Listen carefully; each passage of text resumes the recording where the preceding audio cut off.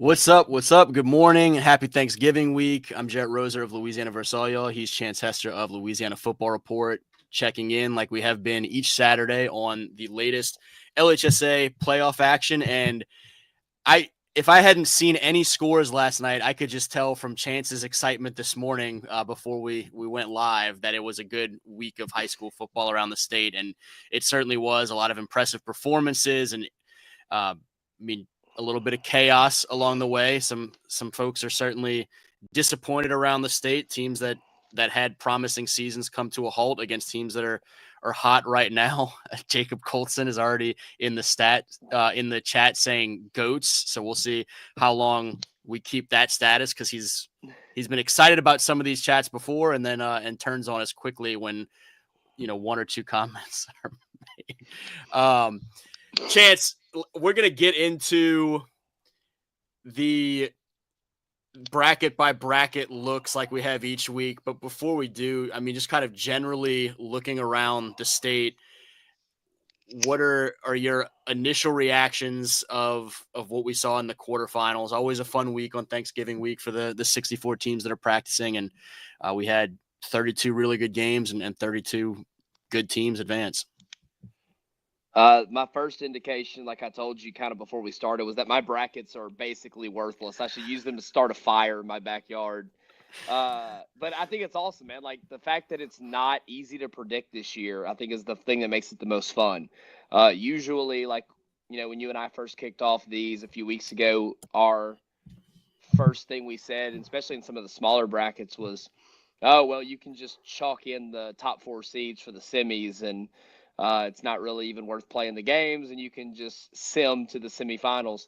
But that hasn't been the case. Like, I was telling you right before we started, like only 3 number 2 seeds out of 8 advance to the semifinals.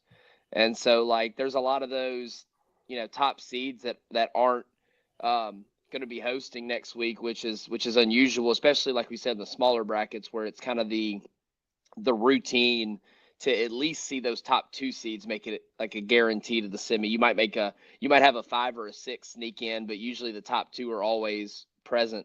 And so that is a little bit different in those smaller brackets, but man, just the chaos that has ensued the last few weeks. Destrehan going what seems like across the country all the way up to Airline and hanging almost 70 on a really good Airline team.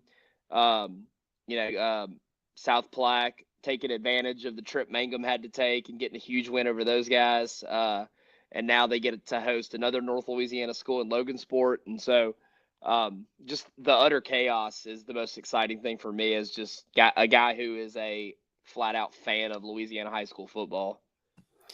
To your point with those smaller brackets, and we'll get into some more specific here. Also, shout out, and I knew I should have checked how to pronounce his name at some point along the way in the playoffs because I've been watching his highlights and stat lines and whatnot all year. But the running back up there, Washita Christian, I think it's Macon Leonard, who is an underrated prospect for those Eagles. He's commented in and kind of shouted out OCS. They're obviously one of the lower seeds. And on the select side, OCS is an 11 seed. Kentwood is a 12 seed, are two that we saw, whether it be those two or OCS and 13 seeded Southern Lab potentially advancing in the select side.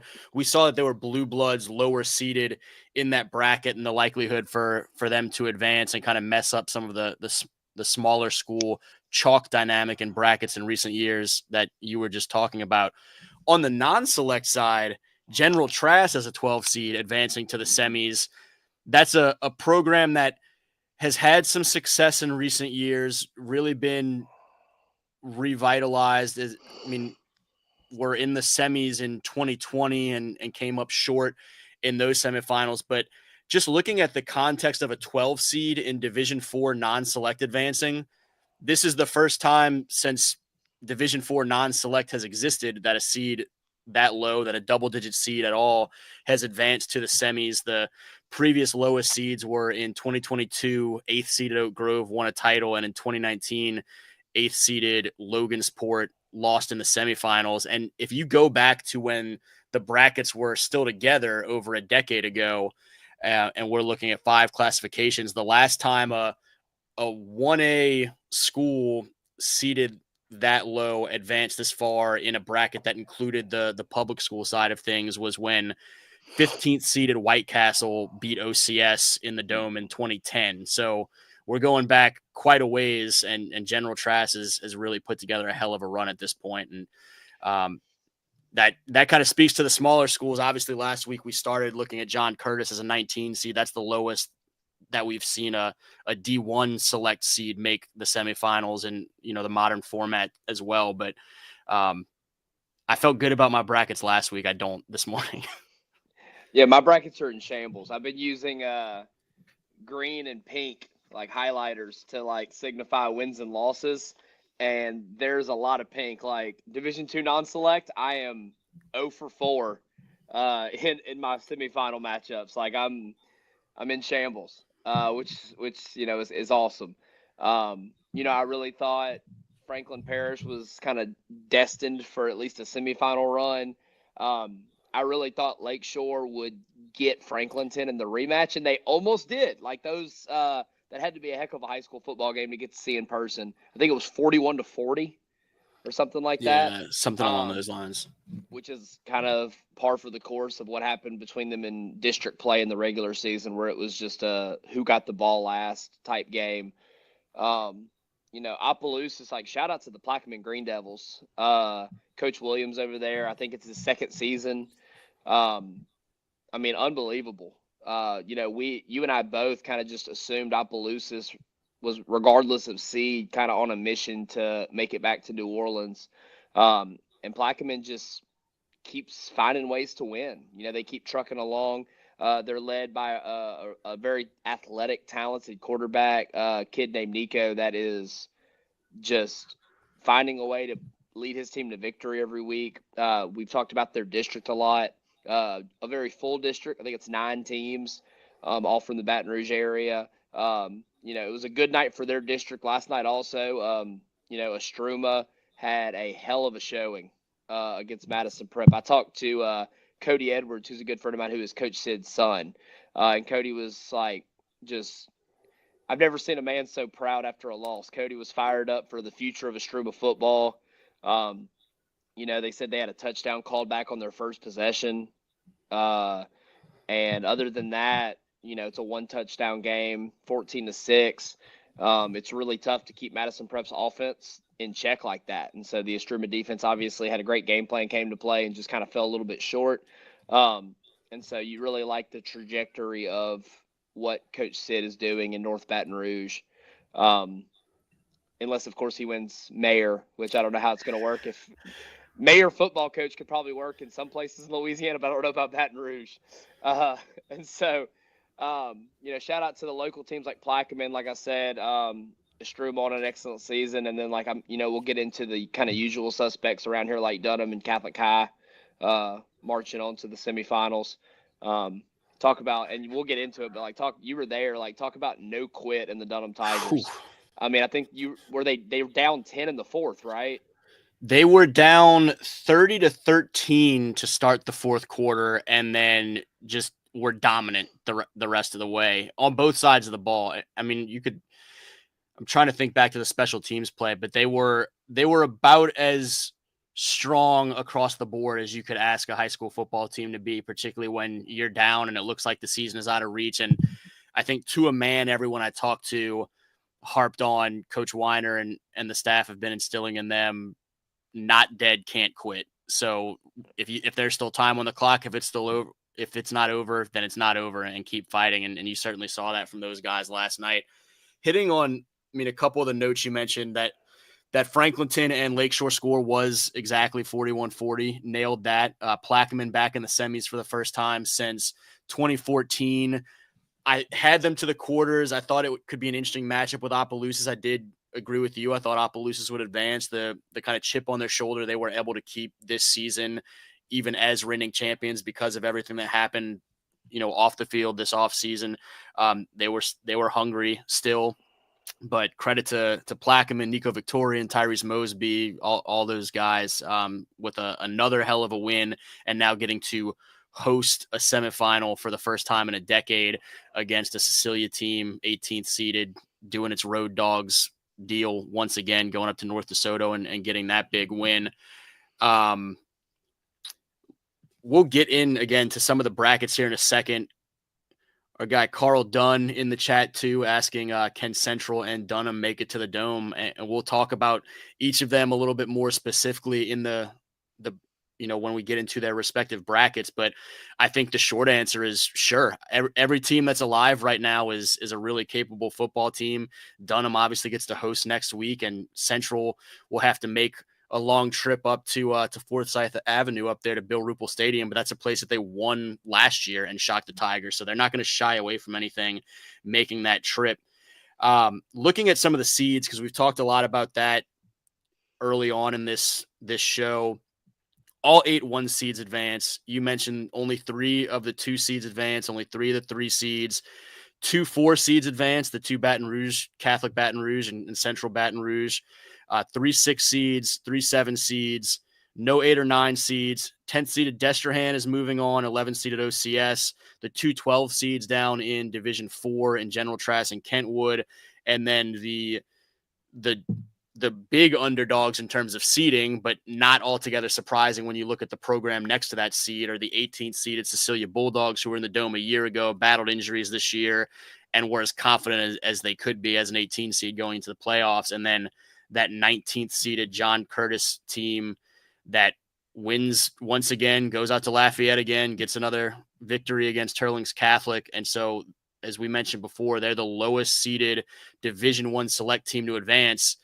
And if we still had a combined 5A bracket, I think they would have been 37th in the power ratings and out with a 4-5 record. And now they're right there on the cusp of potentially making the Dome. So pretty crazy postseason so far for a few of these teams. And the bluest of bloods in John Curtis is one of the headline stories. Yeah, and like I said it last week, and I'll say it again, you don't tug on Superman's cape, you don't spit into the wind, and you don't bet against JT Curtis in November, December. Those kids grow up running that offense from 5 years old to 18 years old. So, like, it's one of those things that, like, if it ain't working, just give it time. And so, like, they obviously had some struggles throughout the regular season. Like we've talked about that Catholic League you and I have discussed. You're a graduate of it. Like, it's impossible to predict week to week who's going to win what games, because you can have like I said, a 2-7 team win a 13-10 game over a 7-2 team, and nobody's surprised by it. Nobody will be like, "Oh my God, what an upset!" They'll just be like, "Oh well, Jesuit beat Curtis," or or something like that, and they just see it as such a competitive district that those teams kind of beat up on each other. And so I'm pretty sure all 5 of Curtis's losses, maybe one not, was all from district game, was all district losses. And so they found a way to, quote unquote, sneak into the playoffs. And like, once you give Coach Curtis and his staff and his kids, just give them a chance. And then all they have to do is just be John Curtis. And so we've seen now for the last couple of weeks, they win again against Brother Martin. They go on the road and beat Acadiana on a last-second type play. And then they go and really handle a Turlings team, with it being Turlings' first year playing in Division I. They go to Lafayette, another road trip, and then, they'll have another road trip coming up, now going to play Ash, who is just continuing to kind of trek on. Now Ash, the Bird Yellow Jackets gave Ash all they wanted last night. It was a really close game. I think Bird threw a pick on a 4th down that kind of iced things, and I think Ash punched one more touchdown in to kind of solidify that score. But if you watch throughout the first half, midway through the third quarter, I mean, it's a 1-score game. And that offense creates a lot of issues, the double wing, the flex bone. So now they're going against another option team, but now it's the split back veer, which, I asked our offensive line coach last night, just out of curiosity. I was like, look, how different is the flex bone versus the veer, the blocking scheme? He said it's completely different. And so they're not going to really be able to draw much from the Bird film to help them against Curtis. Like, they're going to have to reset. They're going to have to go back to that scrimmage, like I mentioned to you, when they scrimmaged Acadiana. And they're going to have to, now granted, that was 12 weeks ago. And so they're going to have to really draw from, okay, what did we do in that scrimmage? How did we play? How did we align defensively? And then offensively, Ash just has to keep being who they're being. Leaning on JT Lindsey, leaning on their younger quarterback, who is, I still think, underrated as a passer. I think people think that this team is just a one-man show, and I don't think in 5A football, you don't get to the semis with just, it's not like 1A or 2A where you can have that one athlete that just runs around everybody and makes plays. Like in 5A football, you have to be a well-rounded team to make it deep into the playoffs. And so I think Ash's offense is actually kind of underrated because I think too many people focus on one player, and I think there are a lot more than that. And so that is a very contrasting of styles between Curtis and Ash. I think on the other side of the bracket in the semifinal, Carr and Catholic are way more similar when it comes to formations, motions, and the type of run game that they're gonna use, the screen game and stuff. And so I think that matchup is way more just trying to think of the right word. I guess just easier to know what to expect between the two teams as opposed to seeing two teams that are so different between Curtis and Ash and what they do. For folks that are sticking with us, when we get into the brackets, that'll be kind of where we wrap it up is D1 select. We'll start with the smaller school brackets and build up to that point with the D1 brackets to kind of wrap up this morning's show. And you mentioned those two semis in the select side, Catholic and Carr next week on the West Bank down in New Orleans. Two of the top teams in the state, not only this year, but annually. That Alexandria and Curtis matchup is going to be a lot of fun. We'll get into it a little bit more, but I mean, you said Carson Sellers feels underrated. Alexandria still in a lot of ways feels underrated, even as a 2 seed, just up there in Senla. People kind of overlook them, by habit, I guess, but they're back in the semis for the first time since 2020, and trying to keep pushing this thing forward. And I think part of the reason JT Lindsey gets so much attention is because he is that dang good, but there are certainly a lot of other players around him for that Trojans team under Coach Bachman. A couple of other notes, and folks that are on Twitter just kind of looking for little tidbits, go to Chance's feed there, the Louisiana Football Report, LAFB Report, right? Mm-hmm. Is the handle, and then Louisiana versus all y'all, LA VS all y'all, and you'll see a lot of retweets from last night, different tidbits and clips from the action all over the state, as well as Chance has all of the brackets updated and out on his feed. I've got a couple of other notes in terms of some historical dynamics and just hitting on a couple of those real quick. You guys over at Catholic High now 8 straight semis, 6-1 in those games, so certainly y'all will head in with a lot of confidence there. That is the longest streak. Ouachita Christian and Union Parish are now 6 straight. Haynesville is 4 straight. Ruston, St. James, and Vermilion Catholic 3 straight each. Bunkie is first time since 1988, and that's the longest drought that ended. Central Baton Rouge, first time since 2008. South Plaque, first time since 2010. And I mentioned Plaquemine, first time since 2014. And so those are the decade-plus long droughts. And I guess let's jump into it, man. Getting into the D4 non-select side of things first. And the top-seeded Haynesville, if I can click the right button here, Haynesville Golden Tornado beat 9th-seeded Welsh 30-15 to advance. They'll have the General Trask team that I mentioned, the 12 seed, who went down to Jerit and got a 36-34 win. So that's your top half is top-seeded Haynesville trying to get back to the Dome again after being runners-up last year versus 12th-seeded General Trask back in the semis for the first time since 2020. Logansport, the 6th seed, ended the 19th-seeded Franklin Hornets Cinderella run with a 35-6 victory, and South Plaque, the 2 seed, beats 7th-seeded Mangum 42-18. And so the bottom half of the bracket, we get 2nd-seeded South Plaquemine and 6th-seeded Logansport.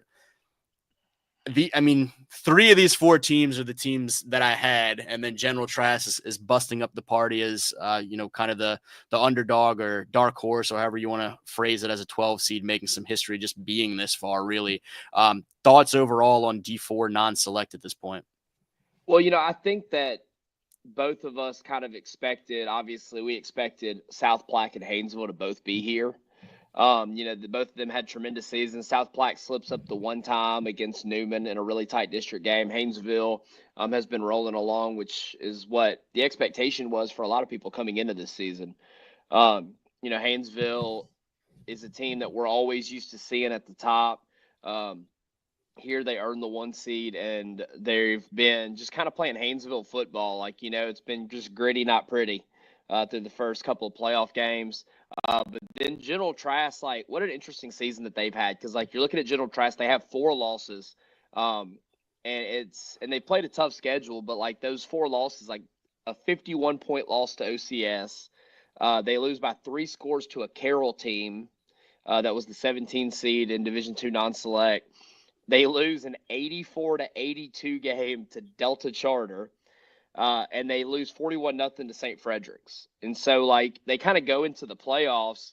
Now, they get a win in Week 10 against Delhi, a big win. And so, they are able to get a win going into the playoffs. But they were probably limping in a little bit to the playoffs after the 84-82 loss, and then the big loss to a good St. Fred's team.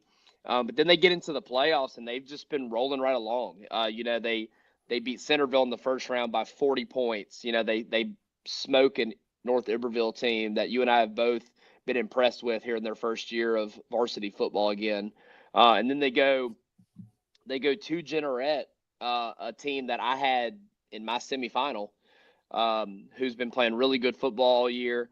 And they are able to, squeak out a 2-point victory. And so General Trask has played some really good competition. And even though they haven't performed great against that competition, you see how it's paying off now that they get into the dog days of late November, playing OCS, playing St. Fred's, and kind of preparing them for when things get really tough here, when the weather gets a little bit colder. At the bottom side of the bracket, man, Logansport, I've bragged on Coach Kevin McGee on our streams before. He just does such a good job being continually successful at Logansport. We talked a few weeks ago about Lutcher, about how, they kind of just get the kids that they get and they do the most with them. There's not a lot of, and the talent that comes out of that, the river parishes. But think about DeSoto Parish. There's 3 high schools that play football. There's North DeSoto, Mansfield, and Logansport. Logansport's the smallest of those 3 schools. And Coach McGee just continues to be good every single year with the kids that he gets. It's the kids that grow up in Logansport their whole life, destined to go to Logansport High. And he gets these kids, and all he does is win. And it's just really impressive. And they're doing great things there at Logansport. I think they got a new video board this year at their stadium. They have a turf field. They have about 1 million uniform combinations. So Logansport's got a lot going on in a very small town. They slip up with a couple of losses. They go up in classification and lose to Loyola early in the season. They lose to a Kinder team, which is a very untraditional non-district game, Logansport and Kinder. But a Kinder team that, advanced in the playoffs after a couple of weeks. They lose there. And then they haven't lost since, and they've been smacking people since that Kinder lost. They beat St. Mary by 40, Lakeview by 60, Montgomery by 30 plus, LaSalle 55-0, Northwood Lena, they win by 40. They beat Varnado 61-0 in the first round. They beat Elton 49-12 in the second round, and then they beat Franklin 35-6 last night. So I don't know what woke those boys up after that Kinder loss, but they've been embarrassing people since that game. And now they have to go a long way down to Burris, Louisiana, much like Mangum had to do. I don't know if it's shorter, longer, or what, but I know it's got to be at least a 5-hour ride, at least at minimum. And so that presents a challenge for a team like Logansport to have to travel that amount of distance. But if anybody can get their boys ready to play in tough conditions and in a tough environment, it's Coach Kevin McGee. I had Logansport making it here. You and I were both unsure of the 3 seed to Quincy, and so I think both of us kind of assumed that Logansport would be in the conversation this late in the playoffs. Um, the Shreveport boy in me would love a all North Louisiana state championship game, and another state championship game between Haynesville and Logansport, which we've seen before in recent years. But I think that the Hurricanes might have something to say about that. So I think it's exciting. I love small school football.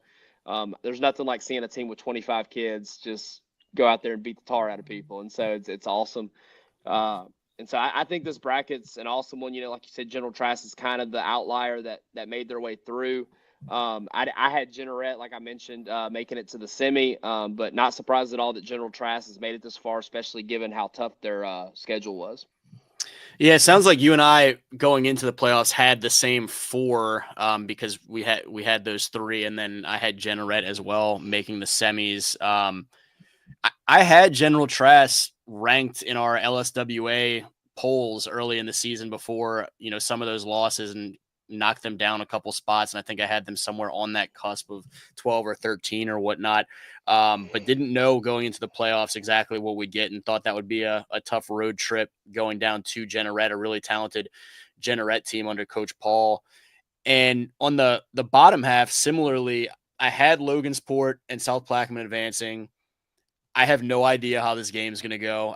I considered it somewhat of a toss-up to where I leaned to the home team in South Plaquemine to get the best of it. It's a tough place to go down there and play, and they'll get a chance to host a semifinal for the first time in over a decade. And so I imagine the community support will be really impressive. I would hope so for those kids and for that team. But it should be a fun one. You mentioned Logansport and the job that Coach McGee has done there with his staff and those kids in that community. This is now their sixth semifinal since 2016, and so they've started to make a habit of getting to at least this point, and obviously pushing past that and into the dome a couple of times, and had the crazy one against Haynesville as well that you alluded to just a few years back. Looking at the select side of things, the D4 select, you have, again, the top seeds in each bracket all advanced. And so Vermilion Catholic is the top seed there in Division 4 select. They get a big 60-20 defeat of 8th seeded St. Edmund in the 3-3-7 matchup. The Kentwood Kangaroos get the revenge against their district rival, a close game just a few weeks back against Southern Lab. This time, Kentwood gets a 50-32 win, and so the 12th seed Roos advance, and we'll head to Vermilion Catholic next week. And in the bottom half, you had the newer face of the bunch, the ascending program and third seeded Covenant Christian, hosted Ouachita Christian, the 11th seed, and OCS went down to Nicholls State and got a 30-16 win against Covenant, and continued their long run of making at least the semis and have tons of dome trips in that span as well. And then the 2-2-5 matchup here with the elite running backs, the second seeded Ascension Catholic Bulldogs and Chad Elsie Jr. and Coach Lowell Narcissus first year at the helm get a 40-35 win against Riverside Academy in a game that I thought was one of the best small school matchups you could ask for at this stage of the playoffs. But the Bulldogs at home get the best of it. They advance, and now they'll host OCS next week in a 2-11 matchup. Some really great small school teams, an awful lot of tradition there between really the whole bunch. And so a great semifinal slate is set in Division 4 select. Yeah, and so Vermilion Catholic has had such a good season. Neither one of us is surprised that they're here as the 1 seed. Both of us picked them to go to the semis. And then you see Kentwood, who you and I said both way back when we, 3 weeks ago when we started doing these shows, like Kentwood and Southern Lab, terrifying matchup for anybody in that being a 12 and 13 seed. I think both teams figured some things out offensively last night because when they played in the regular season, it was 13-8, and Southern Lab won that game, and then Kentwood wins 50-32. So, really impressive job by the Kentwood staff to be held to 8 points, play the same opponent 5 or 6 weeks later, and hang 50 on them. So, Kentwood made a statement. They got to Now they got to host this game, which I know goes a long way in maybe changing some of the situations and narrative around the game. Having to go to Southern's campus to play Southern Lab versus getting to host under the water tower, which I've coached there one time, and it was terrifying. They had this guy, Kentwood. I don't know if you've ever heard the name Trey Palmer, but he ran up and down the field on us. I think he might still be running. And so, the Kentwood Kangaroos, they just do such a good job every year. You talk about another team that they take who they get and they turn them into champions, like whether they finish in the dome as the state champion or not, like these kids are winners because of what they're able to accomplish every single year. Coming from a small area, their slip ups this year have all come to really good football teams. A 6-point loss to Sumner, who was a quarterfinalist in Division II. They lose by 3 to an A-meet team that is always in the conversation. And then they lose, like we mentioned, by 5 to Southern Lab, who is one of the most consistent programs in the state, no matter what their seeding might be. And then they get into their other district games and just are being Kentwood and beating up on a lot of these teams. They get into the playoffs, and it's been just a team on a mission.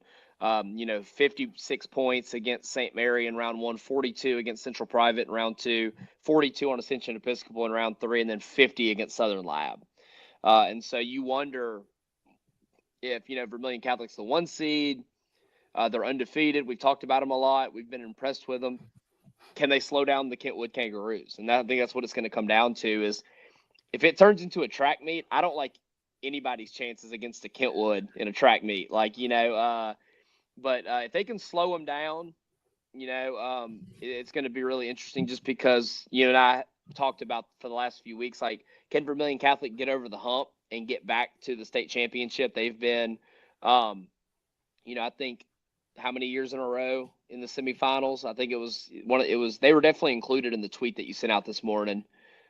You said which team? Vermilion Catholic. This is their 3rd straight semifinal, and they'd had other recent semifinals. They've been now in 24, 23, 22. They were in 2020, 2018, 2017. And so they have a consistent track record of getting there. Yeah. And this is now 3 straight in this run. Yeah. And so can they get over the hump against, looking at their schedule, I would say, other than Riverside, probably the most athletic team they've played this year when they go up against Kentwood. And so that's going to be really interesting. Can they slow down Kentwood enough to kind of just control the game like they've done so much this year throughout their schedule? And on the bottom half of the bracket, Ascension Catholic. Ascension Catholic, as you know, because I remember you were there, Ascension Catholic is a few seconds away from being undefeated. They lose by 3 to what is now a semifinalist number 1 seed Dunham team, a game that you were at, they could have easily taken. And so after that, they haven't lost since. Tight win over Episcopal, and then they get into district play, which every year Ascension Catholic runs through that district. Every now and then, White Castle will have a really good team, and it'll be a good game between the two of them. But traditionally, the last few years, Ascension Catholic has steamrolled that district. It's like they're playing different sports when they go up against some of these smaller schools. And then they get into the playoffs. You and I were both really impressed with that opening win over Opelousas Catholic, the way that they did it, because Opelousas Catholic had so much momentum. A huge win over Catholic of Point Capee, and then they have a first-round playoff win against Westminster, and so Opelousas Catholic gets decimated by Ascension Catholic. And so then they go against Riverside, which you and I were both really excited about, and it ends up living up to the hype with a 40-35 score. But now they go into Ouachita Christian, and I told you the other day, I was joking with you, my wife went to Covenant Christian, so I'm at Thanksgiving with a lot of her family, and they're all talking up CCA, and I'm like, CCA's had a great season, but they haven't played anybody like OCS, and so that game was 3-0 at halftime, and then OCS figured it out and ended up winning. I think it was 30-14 was the final. And so great season by CCA. Like I'm so proud of those guys and the job that they've done of getting that program going. But Ouachita Christian's a team that nobody wants to play during Thanksgiving week. And so they prove that. They take the long trip down to Nicholls State for that game, and they just keep doing what they do. And Coach Fitzhugh is, again, just he takes what he gets and he turns it into a machine every single year. And so that's going to be an insanely fun matchup. Both of these semifinal games, it's going to be hard to not have one of these on my games to watch for sure. Especially that one on the bottom half of the bracket is going to be one that's going to be hard to leave off. Yeah, I love both these matchups for sure. Vermilion Catholic with Jonathan D'Artes and that senior class and everything they've done now, trying to get back to the dome where they were just a couple years ago and trying to complete the mission and go chase the program's first state championship since 2013. You mentioned that Kentwood program now back-to-back semis for the first time since they were on an annual run from 2012 to 2019 where they went every year. That was back when Trey was running wild up there, as you mentioned. His little brother, much different athlete, Michael Callahan, the edge rusher for the Roos right now, one of the playmakers for that team that advances back to the semis for a second straight year. Ascension Catholic, second semifinal in 3 years. They're trying to get back to the Dome for the first time since 2018. And then OCS, you mentioned just the consistency there with Coach Fitzhugh and company. I don't think anyone should be surprised, despite that number 11 seed next to their name, that they're at this point. They're now in their sixth straight semifinal. They were in the Dome in 2019, 2020, 21, and 22, and fell just short last year with a crazy finish against Southern Lab. And so another team that has a track record to it, certainly a lot of experience, a lot of expectation, well coached, a lot of talent, and all those things. They're not going to shy away from another trip south, certainly. Looking at D3 non-select, where St. James gets the 26-7 win over 9th-seeded Pine at the top of the bracket, and 5th-seeded Union Parish heads down to 4th-seeded Kinder and gets the 44-14 win. And so we get the much-anticipated rematch of last year's Superdome thriller or heartbreaker, depending on which sideline you were on. Certainly a memorable game there between St. James and Union Parish last year in New Orleans, and now they'll meet again next weekend, this time in beautiful downtown Vacherie.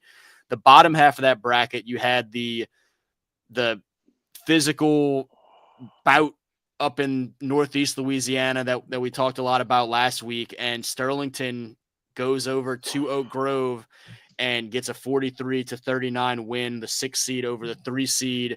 And so Sterlington is back in the state semis. This is their second straight. They're back-to-back now for the first time since early in the 2000s when they had a run of, I believe it was 4 straight, but they have some other recent history certainly of getting to that point. Gina, meanwhile, the 7th-seeded Giants got to their first semifinal ever a year ago, and now they're there in back-to-back years, and they'll head up to Sterlington this week after getting the 18-14 win against Lauraville. So we get that top half we expected.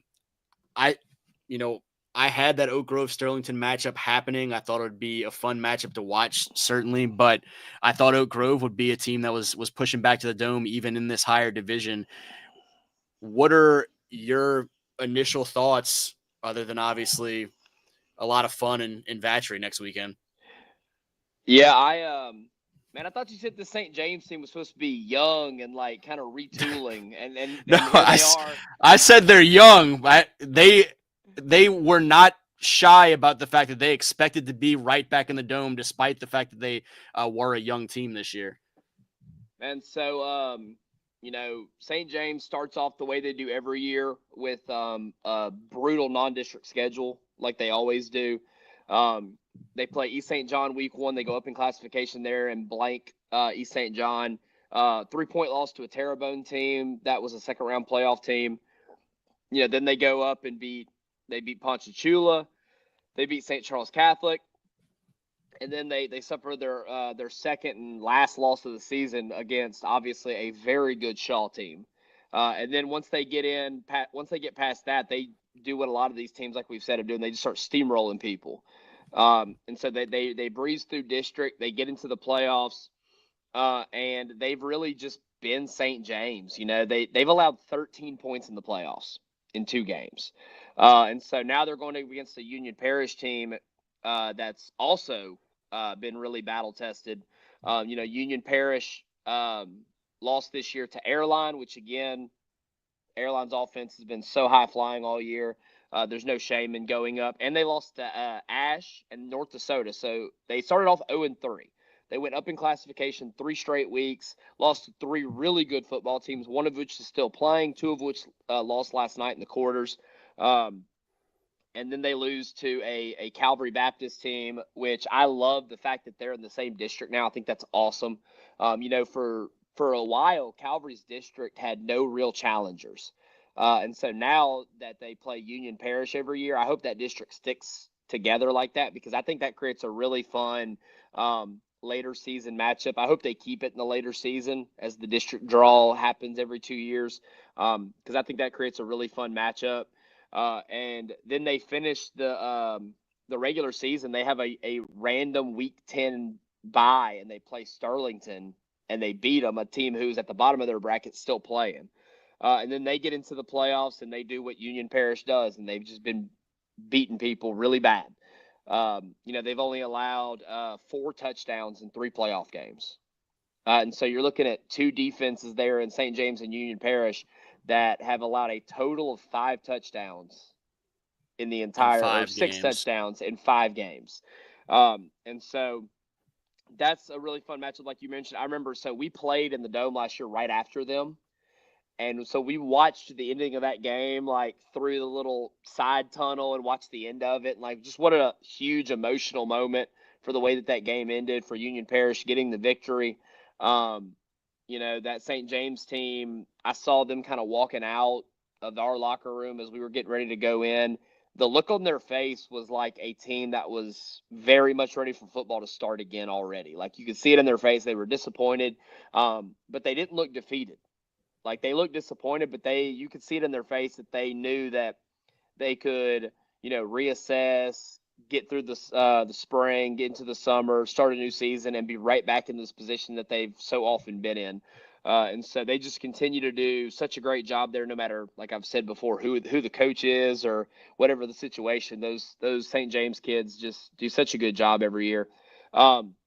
And you look at the bottom half of the bracket, Sterlington, another team, like we've mentioned, with 4 regular season losses that's still playing football. All up in classification. They get kind of handled by Ouachita Parish early in the season. A 1-point loss to West Ouachita, who won a playoff game in a thriller over Denham Springs. A 7-point loss to Neville in a game that they had every chance to win. I watched that one. It was a like good old fashioned slugfest between them and Neville. Neville, who still has an argument to be maybe one of the best teams in the state, at least top 3 or 4. And then they go on the run. They lose to Union Parish there, and that, like I said, in that weird Week 10 bye week, which is, I don't know how anybody schedules that. That's like, it's got to be so hard. The big win over Oak Grove last night. I had Oak Grove winning this bracket, so my bracket's done basically in Division 3 non-select. But that was a huge moment. I think Oak Grove's senior class had played in the semis all 3 years. I think 14-0 Productions put that out, where this is the first year that the Oak Grove senior class hadn't played in the semis. And so going to Oak Grove, a program with so much tradition, coming off such a good 2023 and a really high-scoring affair, and finding a way to kind of land that last jab and get a win, to now go play a Gina team, which, like you mentioned, they go to the semis for the first time ever a year ago, and now they're right back in it. So they're definitely doing something right there in Gina and starting to figure some things out for some consistent success. 1-point loss to St. Fred's in Week 3. They go up in classification and lose kind of a lopsided game to Tioga.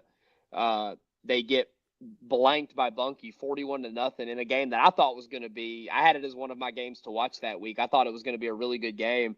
Bunkie really gets the best of them. But then they didn't sulk. They went on a run, and they've started really just handling their opponents. Big win over Port Allen, 2 weeks ago. Last night, they beat a Laurelville team that was feeling really good about themselves in a really tight high school football game, 18-14. And now we're going to really see if Gina can continue this momentum, because now you go to Sterlington. Gina probably assumed they would travel. Obviously, as the 7 seed, you need a lot of things to go your way to host as the 7 seed in the semis. But they probably weren't expecting to make the trip to Sterlington. They were probably expecting to head north in a different direction towards Oak Grove. But now, how quickly can you prepare for the veer out of the I formation when you maybe haven't seen it yet? And so, like, it's similar, like we talked about with Ash and Curtis. Like, it presents a challenge when you haven't seen it. And so it's going to be really interesting. I think that's going to be a great game. I still think, personally, now that the team I picked is out of it, I still think the champion comes out of the top. I think that St. James Union Parish game is probably the team that, at least, they don't put odds on high school games, but I think whoever wins the St. James Union Parish game should probably be a favorite in the state championship game, a week from now or 2 weeks from now. But, anything can happen. Sterlington has been there before. I watched him in 2016 beat an undefeated Madison Prep team, which no one expected them to do. Gina, 2 years in a row, making it to the semis for the first time. Can they get over the hump and make a trip? And Gina, I know, is the type of place that the whole city is going to be in New Orleans if they win that game. There will be no businesses open in Gina, Louisiana in 2 weeks if they make it to the state championship. And so this is a really fun bracket. This bracket's never really highlighted by big cities. Like, it's always highlighted by Farmerville and Vacherie and places like that, to where it's just like blue collar, hard nosed football teams that always seem to come out of this bracket. And so I think it's going to be 2 games that are like, but both teams are going to be really sore after these games. And so I think it's going to be a really fun one next Friday. I don't know where Vacherie ranks on the population list in Louisiana, but I can tell you in terms of, the whole number one in your heart type vibes, I think it's pretty high on that sort of list for me and a lot of folks around the state. And I think one of my biggest takeaways from some of the stuff you were just saying about some of these teams, when you talk about a 4-loss team advancing and whatnot, sounds like a PSA for schedule tough in the regular season. Yeah. Give us some good games to watch. Give your kids some good tests along the way to prepare them for football at this point. And if you happen to take a loss in September, October, it may prepare you that much better for a win once November hits. These are going to be some fun games, certainly. I do agree with you, though, that whoever comes out of what should be a battle next week down in Vacherie, I think is the favorite to win this bracket. The 2 teams that were there just a year ago. Moving to Division III Select, and you have the top seeded Dunham Tigers remaining undefeated and took all kind of theatrics and heroics and whatnot down the stretch to do so. They were down, as we mentioned before, 30-13 heading into the fourth quarter against Lafayette Christian, a team that had made 7 straight state championships. And Dunham comes out and just starts pushing Lafayette Christian backward on pretty much every possession, 3 and out after 3 and out. Elijah Haven hits 3 different receivers for long touchdown throws. And so, as Coach Weiner and company said, not dead, can't quit. And so a 30-13 deficit to start the fourth quarter turns into a 34-13 victory, heading on to the semifinals for the Dunham Tigers, where they will host another undefeated team thus far. Bunkie, the 5 seed, got a 14-12 win against 4th seeded Jules Sumner, went out to Sumner, were trailing early, came back and won that game, and they're in the semis for the first time since 1988 behind Coach Hillman and the senior group with Dylan Compton and Kyle Johnson and company. On the bottom half of the bracket, Calvary Baptist, one of the biggest wins anywhere in the state last night in terms of just a dominant performance. The Cavaliers with a 52-10 win against Episcopal Baton Rouge to advance on to the semis. The reigning champ Cavaliers, the 3 seed, and will now host that semifinal in Shreveport because Catholic New Iberia, the 7 seed, went uptown out to New Orleans and beat 2nd seeded Isidore Newman 31-0. Another really dominant showing as the Panthers head out there and took care of the Greenies again, 31-0 in the 7 versus the 2 seed. And I'm going to say it pretty much every time, I guess. Great semifinal matchups, some really good teams that have been an awful lot of fun all season long and are playing some of their best football at the right time. Dunham and Bunkie, Calvary and Catholic New Iberia. Yeah, man. And so, like, my first thing that pops out is like, I think the people of Bunkie are gonna want me to keep picking against them because it seems to work out for them so far. But starting off with Dunham, like, like obviously, like, you spend a lot of time around high school kids. Like, I'm a coach, I'm a teacher, so I do as well. Like, high school kids are like, they're young, they're emotional. Like, their girlfriend doesn't snap them back, like they're inconsolable. Like, it's like sometimes, like, but you take a group of high school kids, you're down 30-13 to start the fourth quarter. You've got 12 minutes. You've got maybe 3 possessions, like, if things go well.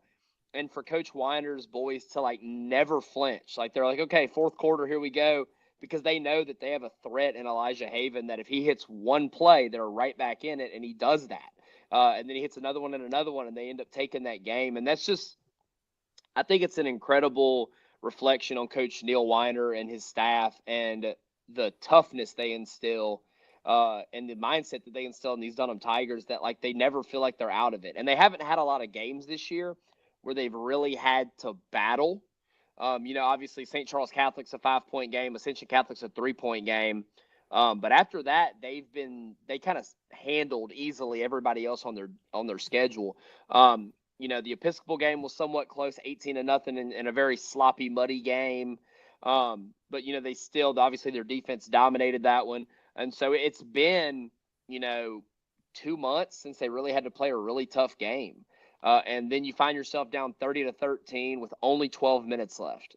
And to be able to just refocus, hit a couple of big plays, keep a very talented LCA quarterback that I think we'll hear his name more and more.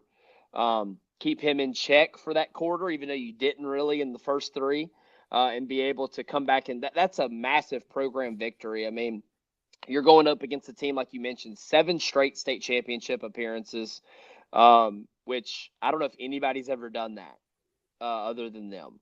I don't have it on the tip. I don't have it in front of me. Exactly, because it probably hasn't happened. And so now they're going up against a Bunkie team that I have got to have more faith in. Bunkie team that just keeps winning.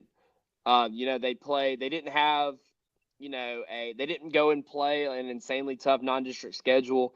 Their best win in the regular season came the way they handled a really good Gina team on the road in a district matchup. They get into the playoffs and they face 2 district foes from down in our area back to back in Amite and Sumner. And their defense does just such a tremendous job against both. They held Amite to 14, held Sumner to 12. And they're able to handle both of those games. And now they set up a really fun matchup in Dunham. Bunkie runs the ball really well. Dunham obviously led by Elijah Haven, who is a kid that we'll be talking about for another couple of years because he's like 12. And it's so saying what he does, being still such a young player. And then on the bottom half, Calvary Baptist, my alma mater. I love seeing what these guys do every single year. I have guys that coached me with sons on the team now, which makes me feel like I need to take some arthritis medicine because I feel ancient now that I see Mark Miller and Matt Mary have boys on this team. And so they just keep trucking along. Like we talk about playing those really tough games in September. Oak Grove, Neville, Franklin Parish was their first 3 games. The Neville game was, of course, supposed to be Westgate, and they were able to put a game together there because of some storms down south, and probably should have beat Neville. Aubrey Thomas had a big coming out party. Or is it Colby Thomas? Oh, Colby, you mixed match Aubrey Hermes and Colby Thomas. Yeah. Both insane football players. But Thomas, I think he had 6 touchdown receptions in that game. I don't remember what it was. He had something ridiculous, 200 some odd yards and several touchdowns. I think he was the only guy Abram threw to in that game. And so probably should have won that game. Maybe a little bit of a hangover going to Franklin Parish the next week, and they lose to a really good Franklin Parish team in a game that they fell behind big early, came back and made it interesting, and ended up losing by 4. And then Calvary they go through some district games that they were expected to win, but I think the game that really helped get them right was that win over Union Parish. Go to Union Parish, which I've told you before, really tough place to play. They get a 24-14 win. Then the next week they go, I say, to Huntington, which it's within Shreveport, so it's not like a big road trip. And they beat a really good Huntington team. So I think those 2 wins kind of help them get ready for these playoff moments after the early season struggles. And then they get a first round bye, and then they have really whooped up on their first 2 playoff opponents, 38-0 over De La Salle, which both of us thought were better than their seed. And then a 52-10 win over an Episcopal team that is always so well coached under Coach Travis Bourgeois. And then now they're seeing a familiar foe in Catholic of New Iberia. The first year of the split was my first year coaching high school football. Calvary beats Catholic of New Iberia in 2013 by 1 in the semis in that incredible game, Shea Patterson versus Jason Pellerin. I'm trying to remember the defensive lineman who had the interception of the tip pass because I was out there for that one. His name started with a J. Jaron Stringer. Yeah. Yeah, and so tip pass interception. Still don't understand why they threw the football. They were running down our throats on that last drive. And then the next year they play them again, same quarterback matchup in the state championship, and it's a 3-point game. And then a few years ago, Catholic of New Iberia actually put Calvary out. Calvary had to go back down to New Iberia. And New Iberia got the win that time. I think it was the year that they went and beat Notre Dame for the state championship. Yeah. And so these teams have history. Nothing that really the present team knows about, but some of these coaches do that have been around. And so I know Coach Guin was on that staff that lost to him a few years ago in the playoffs. 2 teams that do things very differently offensively. But Catholic of New Iberia, they start off the season with a 4-point loss to Vermilion Catholic. Probably played Vermilion Catholic better than anybody did all season. And then they go up in classification for Como and Patterson. Big wins there. 2-score win over a Notre Dame team that gave LCA everything it wanted a week ago in the second round of the playoffs. They get into the playoffs. They get a bye. Big win over North Lake Christian. Big win, blanking Newman on the road, which, we asked a lot of questions about Newman when the playoffs started. Could they get over the hump and get to a state championship game or get back to the semifinals at least? But New Iberia wasn't having any of that last night. And so they handled them 31-0. And so now New Iberia, they have to go up to Calvary. All right, a little bit of a road trip, not a terrible one. There's way worse, road trips that you have to take, especially those going down to play South Platte for another week from North Louisiana. But Calvary and Catholic New Iberia, a lot of history just in the split era. And so that's going to be a really fun matchup. Calvary's getting the host, as is Dunham. This is, another situation where the 2 seed in the bracket didn't make it. And so now Calvary gets the benefit that they don't have to travel for that semifinal game. And so 2 teams with history with each other. That's going to be a fun matchup. Bunkie just keeps finding ways to just keep trucking along. And then, man, Elijah Haven and Abram Wardell in the Dome, that possibility just sounds a lot of fun because you have one kid that everybody knows his name in Elijah Haven, and then you have a kid, Abram Wardell, that everybody in our state knows his name because all he's done is win as a starter. He's not a big-time recruit. He's not 6'5", stuff like that. But just like you talk about a kid that all he has done is win. Abram probably only has 6 losses maybe as a starting quarterback at Calvary. It ain't many, whatever it is. And so most of them came probably this year early in the season against that really tough competition. And so 2 quarterbacks that all they do is win. Now, granted, I don't want to pencil them in yet, even though I picked them in my bracket to play for state, because if I don't stop picking against Bunkie, I swear they're going to put out a hit for me. And then Catholic of New Iberia, like a team that has had some success against Calvary, always really tough games. So I don't want to talk out of school and predict that they're going to make it, but like the potential matchup would be a lot of fun. But now that I said that, it's definitely, you can pencil in Bunkie and New Iberia in the Dome because I spoke too soon again. The 2 underdogs going into these games, the 2 teams that'll travel, are fantastic teams. Bunkie is a team that, I guess, from having watched some of what Dylan Compton was doing last year, the last couple of years, and knowing Kyle Johnson a little bit through both, I mean, watching some of what Bunky was doing and through the 7-on-7 stuff and whatnot, and just, I mean, really appreciating him through these last couple of years as a student athlete and as a young man. That's a team that I knew was going to be real good. I thought that the path to get to this point would be interesting, particularly that A meet game in the second round. But I did pick Bunky to get to the semis, and I think Bunky is more than capable of continuing to push this thing on and make some school history if they can get another win.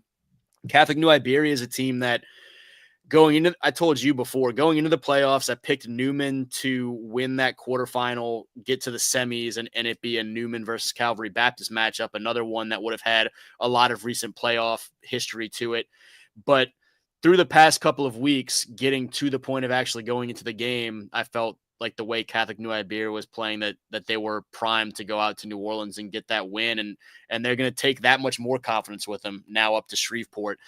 And you talk about Elijah Haven and Abram Wardell, the four veteran quarterbacks leading these teams are great, and the teams as a whole are fantastic, talented teams. But Dylan Compton going against Elijah Haven next week is going to be a lot of fun for the folks that are at the stadium behind the chapel on Segan to get a chance to watch those two and their teams battle. And Luke Landry's had a hell of a year for Catholic New Iberia, and so he leads those Panthers up to Calvary Baptist. We talked a lot about the fight from Dunham, and just can't say it enough. The credit to the job of Coach Weiner and that staff, Coach Leindecker, and everything the defense did late in that game, and the poise of young kids, including just the personality that 16-year-old Elijah Haven brings as a sophomore leader for that team. Just his unflappability in some of those moments. The two games that I saw those guys this year, they were down in the fourth quarter and they weren't pretty games. And the first question I asked Elijah last night was, it was kind of ugly for a while in that Ascension Catholic game, and you guys just found a way. You made big plays late, and you got plenty of help from your teammates, certainly. But last night was that kind of on steroids, where you're down 3 scores going into the fourth quarter and everything starts clicking. Because as much as we talk about Elijah Haven to Jarvis Washington, Trevor Heyman, and Eason Jaro, the defense with Harrison Malik up front and a tipped pass by Grant Morgan that gets intercepted by Elliot Trahan, and Richard Montgomery in coverage, and Jerome Harris, they were making plays all over the field, both sides of the ball, all 3 phases of the ball. Just absolutely phenomenal performance by those guys to come back with their backs against the wall and now get a chance to host a semifinal this week. Wanted to shout out as well Braylon Huglon from Calvary Baptist. We talk about the great performance catching passes from Wardell that Colby Thomas had in that Neville game. I think Braylon's stat line last night was 6 catches for 240 yards and 4 touchdowns. So just a filthy performance by another fantastic sophomore around the state. I don't know if you have any more to add on that bracket or if we jump on up to D2 non-select. No, ready to roll. D2 non-select, we mentioned Franklinton, the top seed, gets the 41-40 win over 8th-seeded Lakeshore. Iowa goes out to Franklin Parish up in Winsboro, gets a 42-28 win over the 4th-seeded Patriots. And so the Yellow Jackets are on to their second semifinal in 3 years. Another team similar to Gina, they hadn't made the semis before as a program, got there in 2022, and now they're back again after just a short wait. We talked a little bit about that Plaquemine, 6th-seeded Green Devils over 14th-seeded Opelousas, 35-22 final score to knock out the reigning champion Tigers. And down at the bottom half of the bracket, the Cecilia Bulldogs, the Road Dogs, the 18th seed, go right back on the road for a third straight week. This time, the longest trip of the bunch up to North DeSoto, up there in Stonewall, and get the 57-40 win over the 7th-seeded Griffins. And so just resetting it, Franklin, the 1 seed, versus Iowa, the 5 seed up top, 6th-seeded Plaquemine versus 18th-seeded Cecilia at the bottom. Man, so looking at this one, it's kind of a story of like traditionally successful programs, whether it be recent years or historically, versus like kind of newcomers that are ready to kind of see if they can make their mark. Like Franklinton was so good for so long. They win the state championship in 2010. And they kind of went through some rough years. They get Coach Salt as their head coach, and all he does is win. And so you get Coach Salt, and now they're back as the 1 seed, and they look on paper as like the best team in this bracket. But this bracket's been impossible to predict, as my bracket would show. And so Yeah, what you're 0 for 4 on semifinalist. I'm 1 for 4. Is that correct? Yeah, unbelievable. And so Franklinton, the one loss this year, they lose by 11 to a really good Covington team. I know Covington kind of lost their first round matchup, but like Covington's a good they won their first round matchup. Second round, yeah. They lost to Neville, which a lot of people do this time of year. Yeah. And so a good Covington team, and they go on a roll after that. Big win over Lakeshore, big win over Sumner. They beat a really scrappy West Feliciana team in the second round. They win the rematch with Lakeshore, and now they're going up against an Iowa team, which with a quick visit to 14-0 Productions. Iowa, so Franklinton, 2010 state champions. Iowa has never played for a state championship. And so there is an opportunity to make a lot of history there at Iowa High School. I've coached against them, very tough. And so history kind of on the line there.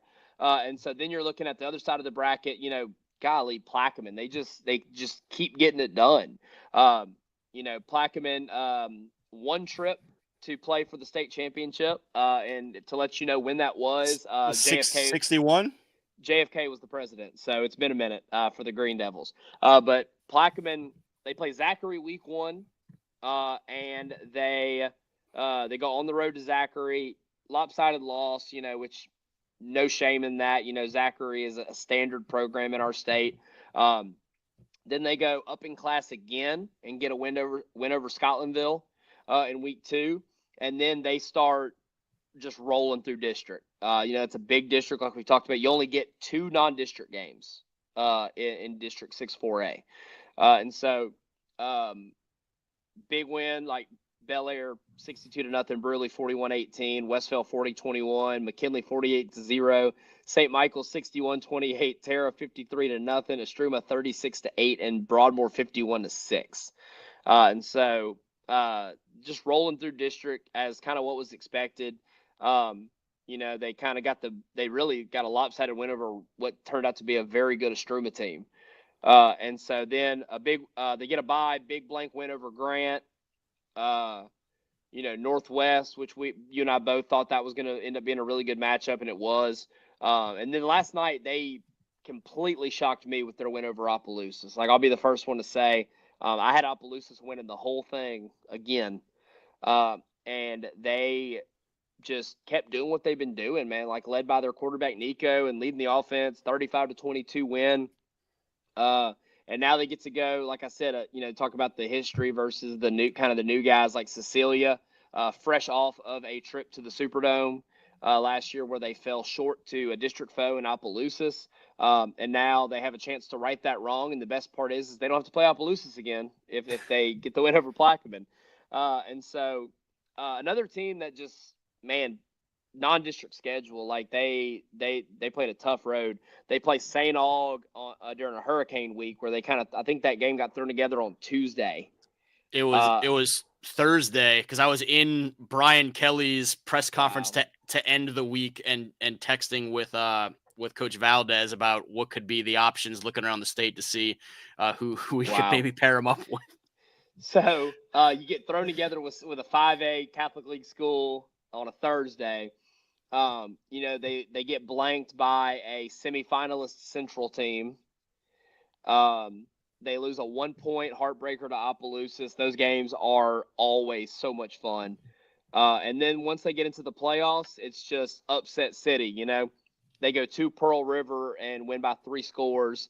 They go to Lutcher and win by a touchdown in a game where they could not be stopped. and then they go to North DeSoto, which is a nice little drive from Sevilla to DeSoto Parish, and they hang 57 points. Like they've scored, like they're averaging 50 points a game in the playoffs. They've scored 50, 49, and 57.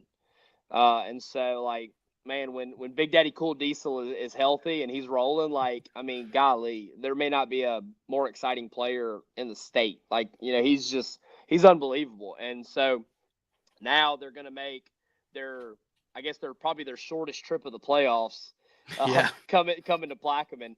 And so, man, like Iberville Parish is going to be hyped for this one. Like I've seen Plaquemine Stadium before in big games at Green Devil Stadium, and that whole city comes out. The whole parish comes out because there's not another game, obviously, in the parish, or really even on the west side of the river, other than I guess Ascension Catholic. So if I'm a football fan in that area, I guess that's kind of a tough one to choose between if I live on the west side of the river, we're going to Donaldsonville or going to Plaquemine. But man, it's going to be a great environment. It's going to be a packed house. Cecilia, I know, is going to travel well. And so the most unfair 18 seed for anybody to have to play in the playoffs, like, because they're obviously one of the top 2 or 3 teams in this bracket. And we knew that going in. Like, you and I both looked at their seed way back when the brackets first came out 3 weeks ago, and we were like, Cecilia is still one of the best 3 or 4 teams in this bracket, even as the 18 seed. And so we knew that despite their struggles against really good competition early in the year, that their seeding didn't matter, and they've just keep proving it. Now they're going to play a Plaquemine team that's feeling really good about themselves, really good about their chances. And so I think that one's going to be a juggernaut. I think it's going to be probably whoever has the ball last. You're probably looking at another like 52-49 type game. Whoever can kind of just throw that last punch. That's another game that is extremely high on my list of potential stops on Friday night. I think we mentioned the Union Parish and St. James game, and this one I think are 2 of my top 3. Looking at some of these teams' recent histories in terms of getting here, this is Franklinton's first semifinal since 2015. Iowa, we mentioned a couple of times now, had never been to the semifinal until 2022, and now back for the second time in 3 years. Plaquemine is in a semifinal for the first time since 2014, and Cecilia makes back-to-back semifinal trips, but hadn't been this far since 2008 prior to last year's run. And so some teams that are really surging of late. That Cecilia drive to Plaquemine is going to feel like a relative home game for them in terms of travel distance compared to the last 3 weeks. And there's no other game anywhere between those 2 schools this weekend. So it should be one that is packed in terms of the amount of people that show up, and the energy should be absolutely electric for that thing. Plaquemine trying to, as you mentioned, get back to a state championship game for the first time since the early 60s. Cecilia trying to get back and complete that mission that they fell short on last year and get a first state championship since the mid 90s. A lot of fun in a bracket that we knew was going to be chaotic and probably end up torching our bracket predictions by the end of it. And they've done a really good job of doing exactly that so far. Looking at Division II Select, top seeded Archbishop Shaw grits out a 21-14 win against John F. Kennedy, the 8th seed. And so they'll be home on the West Bank again, a second straight semifinal appearance for the Eagles, the top seed in that bracket. They'll host 5th seeded Madison Prep, who got a 14-6 win against 13th seeded Estruma. This is Madison Prep's first time to the semis since their 2020 state championship run. 3rd seeded E.D. White gets the 23-18 win against 6th seeded Vanderbilt Catholic in the Bayou Parish Holy War down there. The Cardinals advancing, and they'll get a chance to host the semifinals this week against 7th seeded Leesville. The Wampus Cats with a 50-12 win against Booker T. Washington New Orleans, the 18th seed that had advanced following the court ruling against U High. And so Xavier Ford, who is probably still rushing for yards right now. I don't know if he's hit 3,000 yet on the season, but if he hasn't, he's got to be getting close. The Wampus Cats will be headed down to the Bayou next week against E.D. White. So again, for folks Number 1, Archbishop Shaw hosting number 5, Madison Prep, and number 3 seeded Edie White hosting number 7 seed Leesville. Yeah, and so kind of looking at the history like we did with the previous bracket, Shaw won a state championship in 1987. Madison Prep, like you said, 2020. They're the most recent winner of this bracket of the teams that are still here. Edie White, back-to-back state titles in 1968 and 1969. And now Leesville, who I was shocked to see has actually never won a state championship. That actually kind of surprised me. I'm looking at 14-0 productions in their list here, and I just assumed that Leesville had won one, as good as they've been for so long. But looking at the bracket, Archbishop Shaw starts off with a really, really tough non-district schedule, which has kind of been a theme here, obviously, for the teams that are still alive. They play Carr week 1. They play Rummel week 3. They play LCA week 4. They play St. James. They play Walker. And that's all before district. And so definitely battle-tested, definitely ready for this type of run under Coach Hank Tierney. And so they get into the playoffs, and I knew that game against JFK was going to be a fun one. And I think it was 14-14 at the half, and then I think just 1 second half touchdown or something like that. I know it was very close throughout that game, and Shaw gets throws the last punch and punches their ticket to the semifinal. It's just an interesting story. Like, if you look at the history, Madison Prep has the most recent state championship, but they're like the newest school of these 4. Like, I don't think Madison Prep hasn't even been a school for that terribly long. No, they were starting football when I was still at NOLA.com doing Baton Rouge stuff a few years ago. Yeah. And so, Shaw Madison Prep, shout out to Estruma, like we mentioned before. Really good season coming out of that tough district.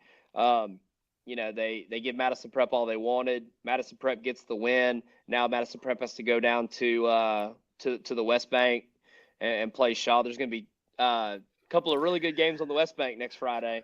So this bracket was kind of tough to predict because we just didn't know what the 2 seed situation was going to be with University Lab. And now, this really could be the first game that Leesville's really tested in the playoffs. When Leesville looked at the bracket, they probably didn't expect to play an 18 seed in the quarterfinals. And so now they have to play against an Edie White team, which under Coach Colisean has just done nothing in the last, 4 or 5 years, but be really successful. And so Edie White gets a really tough win. We knew that the rematch would be another war between them and Vanderbilt. It's a 1-touchdown game. In the regular season, it's less than a touchdown game last night. And so now Edie White, as another 3 seed, hosting a semifinal, which, is kind of a common theme in these brackets at the bottom because so many of the 2 seeds didn't make it to this point.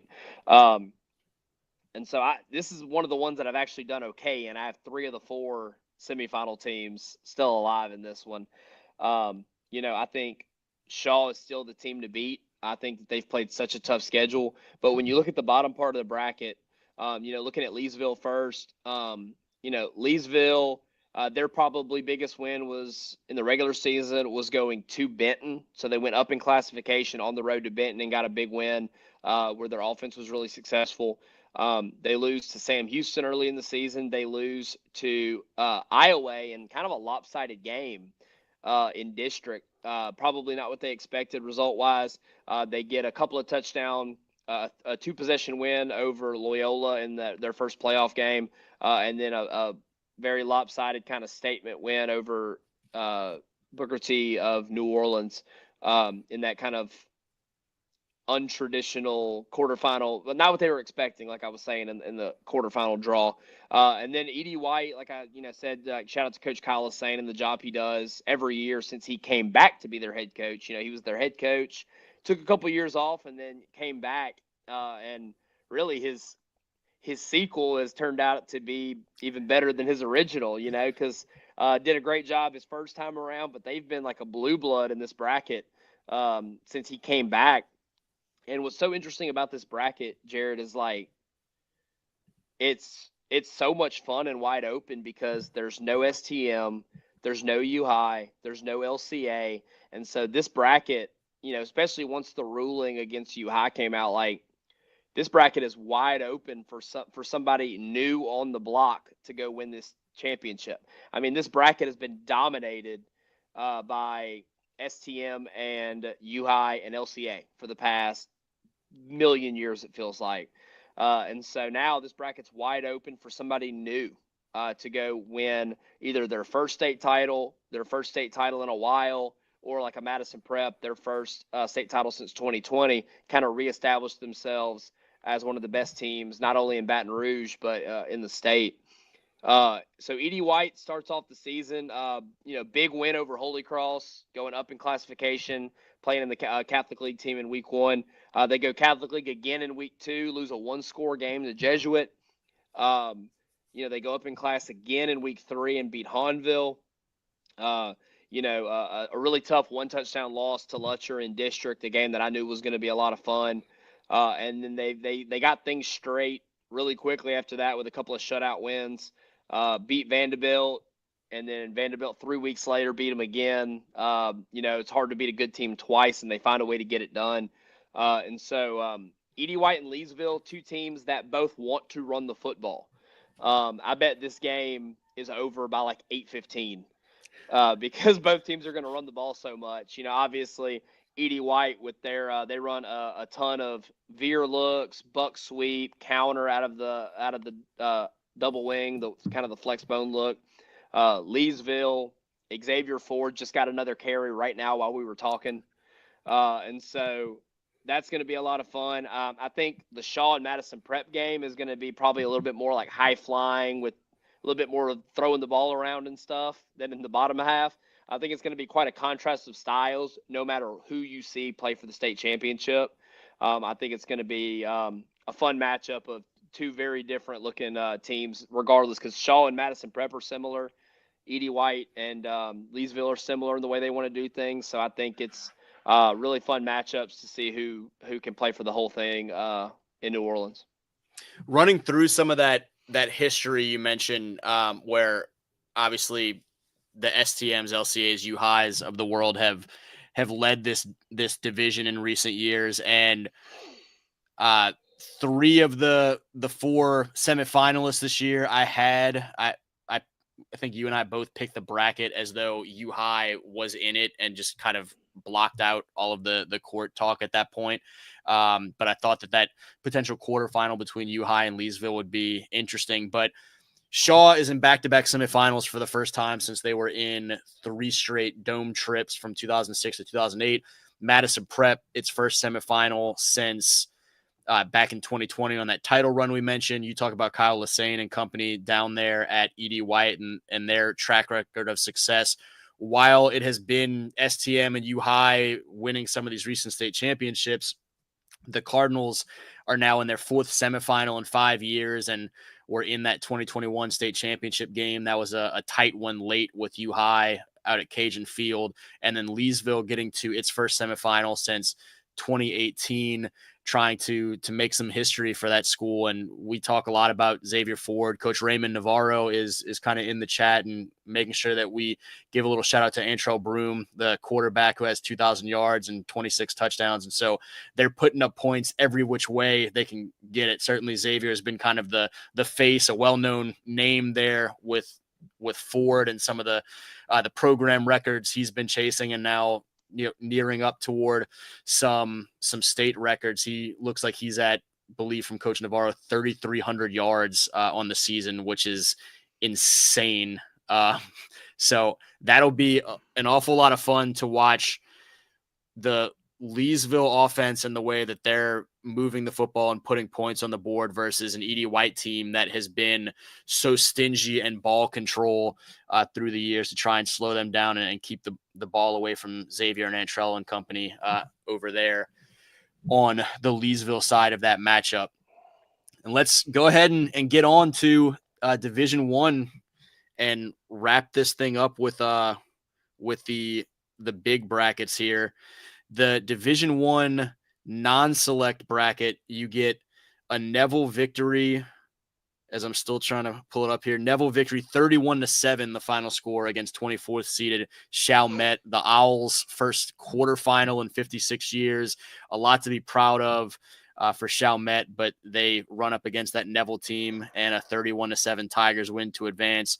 Central Baton Rouge gets the 21-7 win against 21st seeded West Monroe last night. And so Coach Semino has the Wildcats back in the semifinals for the first time since 2008.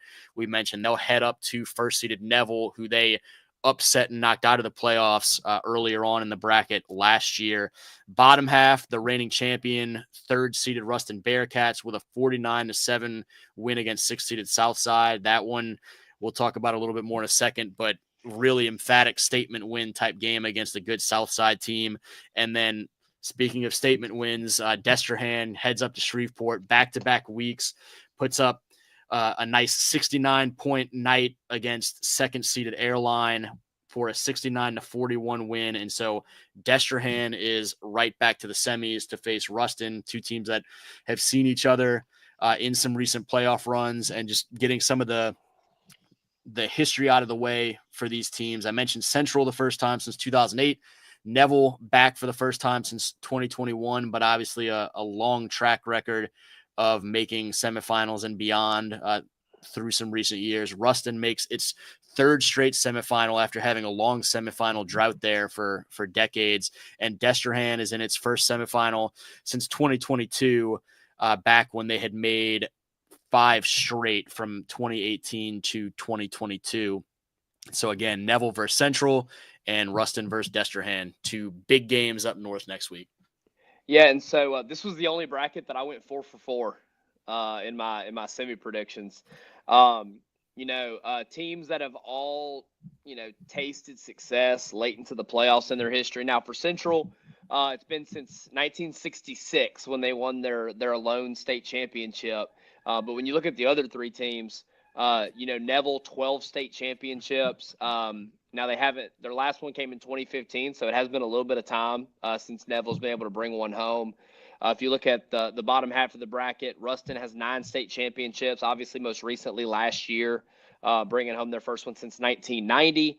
That 1990 Ruston team, a lot of people still argue is the best team ever in Louisiana. And then you look at Destrehan, 5 state titles, most recently 2022.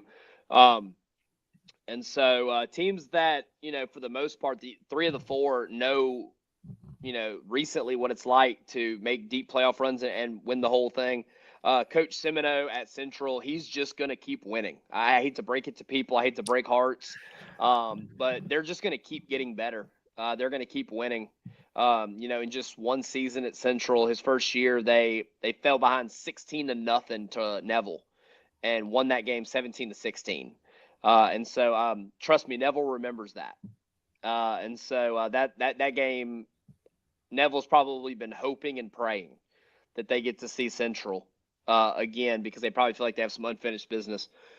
But going through their schedules, Neville early in the season does their tour of Shreveport. They go at Evangel, at Calvary, back to back. They held Pop Houston to 24 points, which is a feat in itself. They get a really tight, great win over Calvary in a really tough game. Big lopsided win over a St. Thomas More team that was a quarterfinalist. Win over Sterlington, and then wins over Ruston, wins over West Monroe. And then kind of that Week 10 game was weird. I watched the whole thing on YouTube because we played on Thursday in Week 10, and man, they didn't have an answer for Ash. Ash just kind of put it on them, which was kind of a surprising result. I thought that was going to be like a last possession type game, and so I was really surprised by the way that game went. They get into the playoffs though. They get a bye. A big win, 30-point win over Covington, which, like we said earlier, Covington was a good football team this year. And then they play the darlings of any bracket, the Chalmette Owls, as a 26 seed or 24 seed, making it to the quarterfinals. Tight game early. Talent takes over. Neville pulls away. Their defense has only allowed 3 touchdowns in 2 playoff games. But now they go against a Central team, which is definitely the best team they've played in the playoffs. But their schedule has prepared them for these types of games. And so now they get to host at Bill Ripple Stadium. Central led by quarterback Jackson Furman, who ever since he missed that first game of the season due to that auto accident has been playing so well, has done such a great job. And so Jackson Furman has led his team to this point as the 4th seed, where a lot of people expected them to be, at least a quarterfinalist. I had them making it to the semi just because I saw them firsthand this year against Catholic, and I knew that they were talented enough to make a deep playoff run. And then if you look at the bottom half of the bracket, Ruston, another 3 seed hosting a game, which has kind of been a common theme throughout the brackets. And so Ruston earns the right to host. The path to the dome runs through 2 North Louisiana schools, both getting to host these games coming from the same district. How about a potential district rematch between Neville and Ruston for the state championship? But that Destrehan team, man, you talk about like another team that I got to see firsthand. You were there as well, week 1, Catholic High and Destrehan. I think my shoes are still wet from that game. A game that had everything. It had a hour-long halftime delay because of the field conditions. Like it was a really tough game. People don't realize, and my night at Destrehan that night should be an iPhone commercial, because the TV cameras, because of the rain, even in their coverage and whatnot, were failing one after the other. And so by the end of it, it was, I guess, the VSN cameras up top, and then me in the end zone with my iPhone somehow still working when the actual big equipment was failing. It was nuts. And obviously that Destrehan team is that much better now at playing at this time of year than they have been through the stretch of the season. But sorry to cut you off there, to just kind of piggyback on how insane that monsoon was. Yeah, but Ruston, another team like we've talked about, like it's been the theme throughout this part of the playoffs in our discussion, is just like, what does your non-district schedule look like? And Ruston plays Acadiana, Cabot, Arkansas, Longview, Texas, Midland, Legacy, Texas, Stephenville, Texas, and they beat all of them, some of which were lopsided. And then they go into district, and guess what? You get to play Neville, Ash, and West Monroe. And they dropped 2 of those games. They lose back-to-back games for the first time in a few years. 5-point loss to Neville at home, a 4-point loss to Ash on the road, which I'm pretty sure you were there at the Ash Neville game, or Ash Ruston game. Big win over Zachary in their first playoff game. A Southside game, which honestly I did not expect to be as lopsided as it was, especially with the offense that Southside runs. I think Coach Curtis will continue to have those guys in the conversation for years to come. I think they're only going to get better under his leadership at Southside. But the schedule that they played, again, like we've said, it's a common theme, has prepared them for tough, deep playoff runs. Destrehan starts off the season with that rain-soaked loss to Catholic High, 26-21 or 23-20, and it ends up being like last possession. Catholic gets a really, really close 4th down conversion for a first down, and then Jay Miles is able to just kind of lead them down the field. We complete, I think, our only pass of the game to Amari Clayton to get down inside the 5. It was definitely our only pass more than like 5 yards down the field. And then Jay Miles punches it in. So it's a tough loss for Destrehan to start the season. Then they have Ash in week 3, another loss. And then they lose to Terrebonne, kind of a surprise loss to Terrebonne there early in district play. And then they've just been rolling since, and scoring a lot of points. 61 against Thibodeau, 63 against Northwood, 69 against Airline. They scored 46 against Captain Shreve. Like they've been scoring a lot of points ever since that Terrebonne loss. And so now they're going up against a team in Ruston that traditionally doesn't give up a lot of points.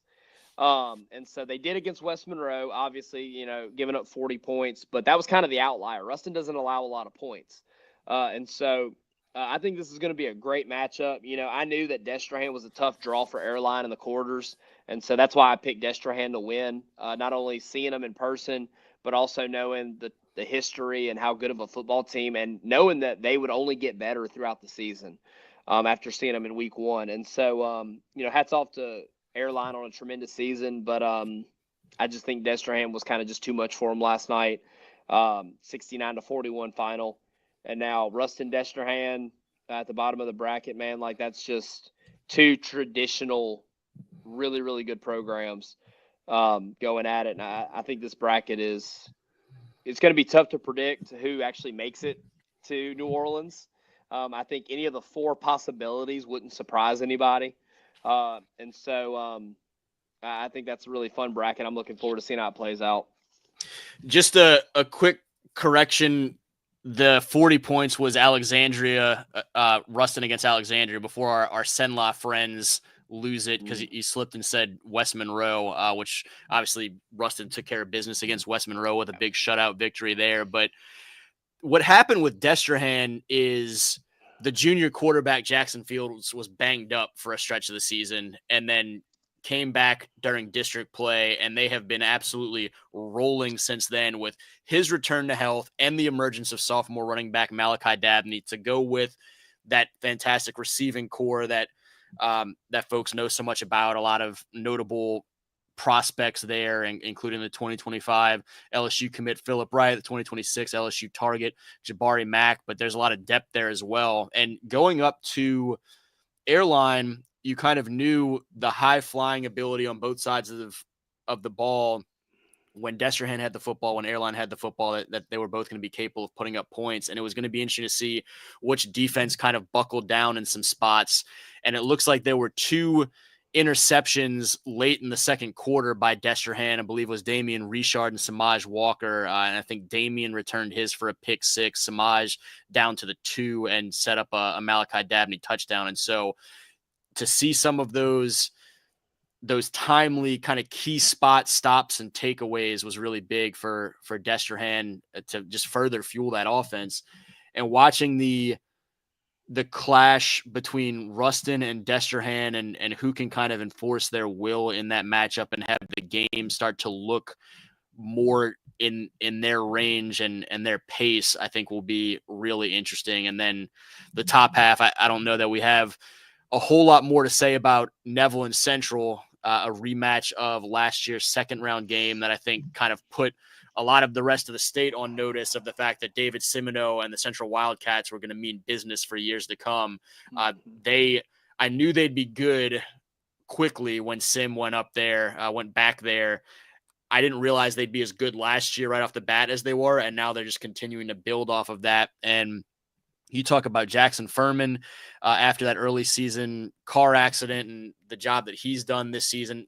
The guy that took the brunt of the most extensive injuries in that car accident, Manny Williams for Central, was back and scored his first touchdown of the season last night. And so an awesome storyline for Manny to get back out there and be a part of what that Central team is doing now at this time of year, and heading back up to Monroe this weekend and those guys trying to push their way to the Superdome. And now on to D1 Select. Talked a little bit about it during the open to the show and have kind of alluded to some of these teams and some of these matchups at different points while talking about some of the other divisions. But at the top half of the bracket, we get that always fun and once again much anticipated matchup between Edna Carr and Catholic of Baton Rouge. Edna Carr, the top seed, had a close game early with 8th seeded St. Thomas More and then pulled away in the second half for the 42-14 win. Catholic Baton Rouge, another close game. Archbishop Brummel, this was the 6th time in 7 years the teams had met in the postseason, the 4 seed and the 5 seed, and Catholic able to win late 14-7. You mentioned in that Destrehan game, the big pass late to Amari Clayton to help set up the Jaden Miles touchdown run. This time, we get a double pass out to Cohen LeBlanc down to Amari Clayton. And so the two senior receivers looming large there late to help lift the Bears to the win. And on the bottom half of the bracket, one I know we're excited to talk about and then excited to see on Friday, second seeded Alexandria with a 43-32 win against 10th seeded CE Bird, a matchup that we talked a little bit about in the open. And then John Curtis, the 31-10 win against 6th seeded Turlings Catholic. They go back out to Lafayette a second straight week, get another win. The 19th seeded Patriots, who in a combined bracket wouldn't have made the 32 team cut. They were 4-5 in the regular season, and now they are right back in the semifinals for the 23rd time of 25 years in the 2000s, and they are the lowest seeded team to ever make a Division I select semifinal, and that's what Ash has to deal with in its home semifinal on Friday. Is an awful lot of tradition and confidence coming to town under JT Curtis and that staff. So, kind of keeping up with the history like we've been doing throughout these brackets. Edna Carr, 6 state championships to their name all time, including those 4 in a row from 2016 to 2019. They are on the cusp of 5 straight, and Karen Crow gets the best of them in Natchitoches in 2020. And speaking of 2020, Ash's only trip to a state championship game. And they are a procedure penalty away from winning state. They have the big tight end that went on to Stanford. Shield Taylor. I would have been right. I should have just trusted myself and said the name. Because how do you forget a name like Shield Taylor? And so Shield Taylor, literally, like, I was heartbroken because that I love Thomas Bachman, the head coach at Ash. They sent him in motion, and they snapped the ball an inch too quick. Like, he's going to put his foot back to be set after the motion, and they snap the ball a little too quick. They throw kind of a tight end dump to him in the corner, and he catches it, and looks like they're going to win the state title, and just heartbreak. They get moved back 5 yards, and they don't convert the 2-point conversion after that, and so they fall short there in the state championship. Catholic High, 7 trips to the Dome just since the split era. They've won 5, including last year in this bracket over Acadiana. John Curtis, let me see if they've ever played in the Dome. That's, by the way, the answer to earlier when you mentioned how often has a team like Lafayette Christian made 7 straight Dome appearances. John Curtis over and over again for years there. And so John Curtis has won 28 state championships. And that doesn't include the times that they win and lost, which I think is 10, if I'm not mistaken. I think they have 10 runner-ups and 28 state championships. They've made consecutive trips to the Dome, obviously, like a Lafayette Christian. From 1983 to 1988, they went every year. From 96 to 99, from 04 to 08, so, like, they've done it a few times. John Curtis, 2022 state championship was their last one that they won. Carr's last one came, like we mentioned, in 2019. Catholics a year ago. Ash, as good as they've been, are kind of the team with the most opportunity and history on the line. John Curtis has won the most state championships of any team in America from a high school football standpoint. And so, like, starting at the top, though, Edna Carr, 12-0, haven't really had many tight games, if any. They play Shaw week 1, big win there in another kind of rain-soaked field. I've seen the film on that one. It was pretty sloppy. Their week 2 game gets called off. With Opelousas. Disappointing that we didn't get to see that one when you consider how well Opelousas played against those top dogs like Ash and Zachary. And so, we kind of got cheated out of that one. They get into the Catholic League. Jesuit gives them, shout out to Jesuit, gives them their best game of the season. 21-9. I was able to kind of keep Carr's offense in check, which nobody was really able to do. Carr still gets the win over Jesuit.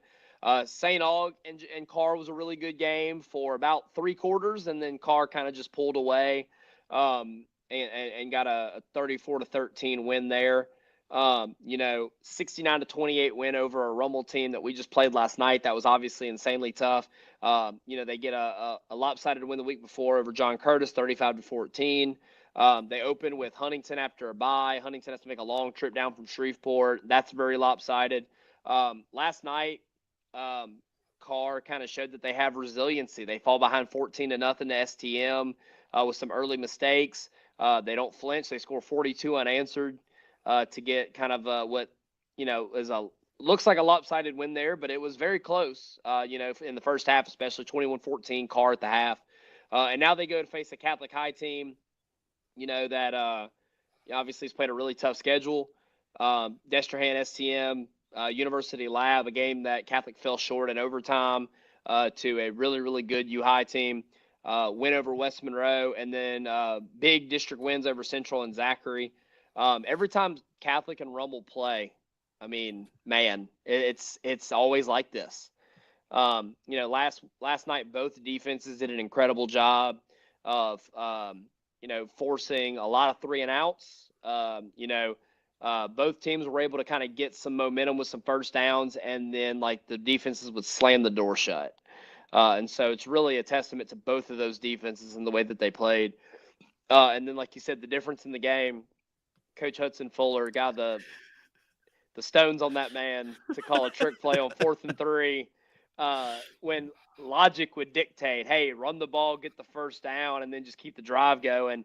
And he dials up a double pass, which, like he said in a GoPreps interview last night, just being aggressive in big games, like not being timid just because it's a big game or a tough opponent. And so that really just speaks to the confidence that he has in his team.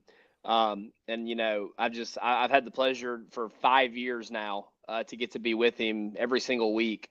And so I can always attest to the fact that he just has so much confidence in his players to get the job done in those big moments. So that obviously you can't say much more about that matchup that isn't just obvious. Carr and Catholic, they've played a few times in the last few years. Never really in this kind of situation, though. Catholic has to go to the West Bank, which most of Catholic's trips to New Orleans late in the season have usually been matchups with Catholic League teams. They've had to go down to Brother Martin in recent years and things like that. Catholic has hosted a lot of playoff games, obviously, way more than they've traveled in recent years. But now they go to the West Bank, to Algiers, to formerly Berman Stadium, now Morris Jeff. And so obviously it's going to be a really, really cool environment. I think I might try to make that one. Yeah. I think it might be my game to go check out. That's the marquee matchup in terms of the elite teams, top teams in the state squaring off against one another. There are a lot of great matchups, and there are some others that I may even end up at instead of this one, but it doesn't get bigger this Friday than Edna Carr and Catholic. And talking about some of their recent playoff history, the only time in the last decade that Carr hasn't made at least the semis was 2 years ago when they had to go up to Memorial and fell in the quarterfinal against Catholic High, obviously. I feel like I could ask you so many questions about each of these teams and each of these matchups. And I want to start, I guess, just piggybacking off what you were saying about Hudson's play call, the double pass, and the confidence he showed in the kids. How much does that instill in the kids a level of confidence out there to know that the coach trusts them to make those sort of plays when put in those positions? Just how much of a message does that send to the rest of the team? And I think at this point, that team in particular probably doesn't need a whole lot of that message. They kind of know, but in those moments when a play call like that is made and, the confidence, the trust, the stones, whatever it may be are shown, how much does that just further fuel the kids and the way that they're playing potentially? I really think it's everything, like the belief that he has really at any time. And it's the most like unbelievable combination I've ever seen in a coach of the confidence to take risk in those moments, but also being the most like calculated dude on the field. Like he's never going to do it just to do it, but when he can, he has confidence in his guys to go execute a play like that and get it done. Now I can tell you they practiced that play a million times, and we executed it well throughout the week, and so that's part of the reason he has confidence is because when you have a guy like Cohen LeBlanc, that just always seems to come through in really big moments. When you have a guy like Amari Clayton, Mr. Go Get It, which is just a big play threat, really at any time. If you didn't say Mr. Go Get It, I was about to say Mr. Go Get It. There you go. Really, it just comes down to just like not only having really good football players, both of which have lots of opportunities to play at the next level. Amari Clayton's committed to Nicholls State. Cohen LeBlanc has offers from 2 service academies because that just kind of speaks to the kind of kid he is. And then our quarterback Baylor Graves, to help because that's an important part of that play too. Like because you have to step up and make sure that your pass is backwards so that you can have the double pass. Like, so him executing that at a really high level to go along with the really pretty touchdown pass he threw earlier in the game.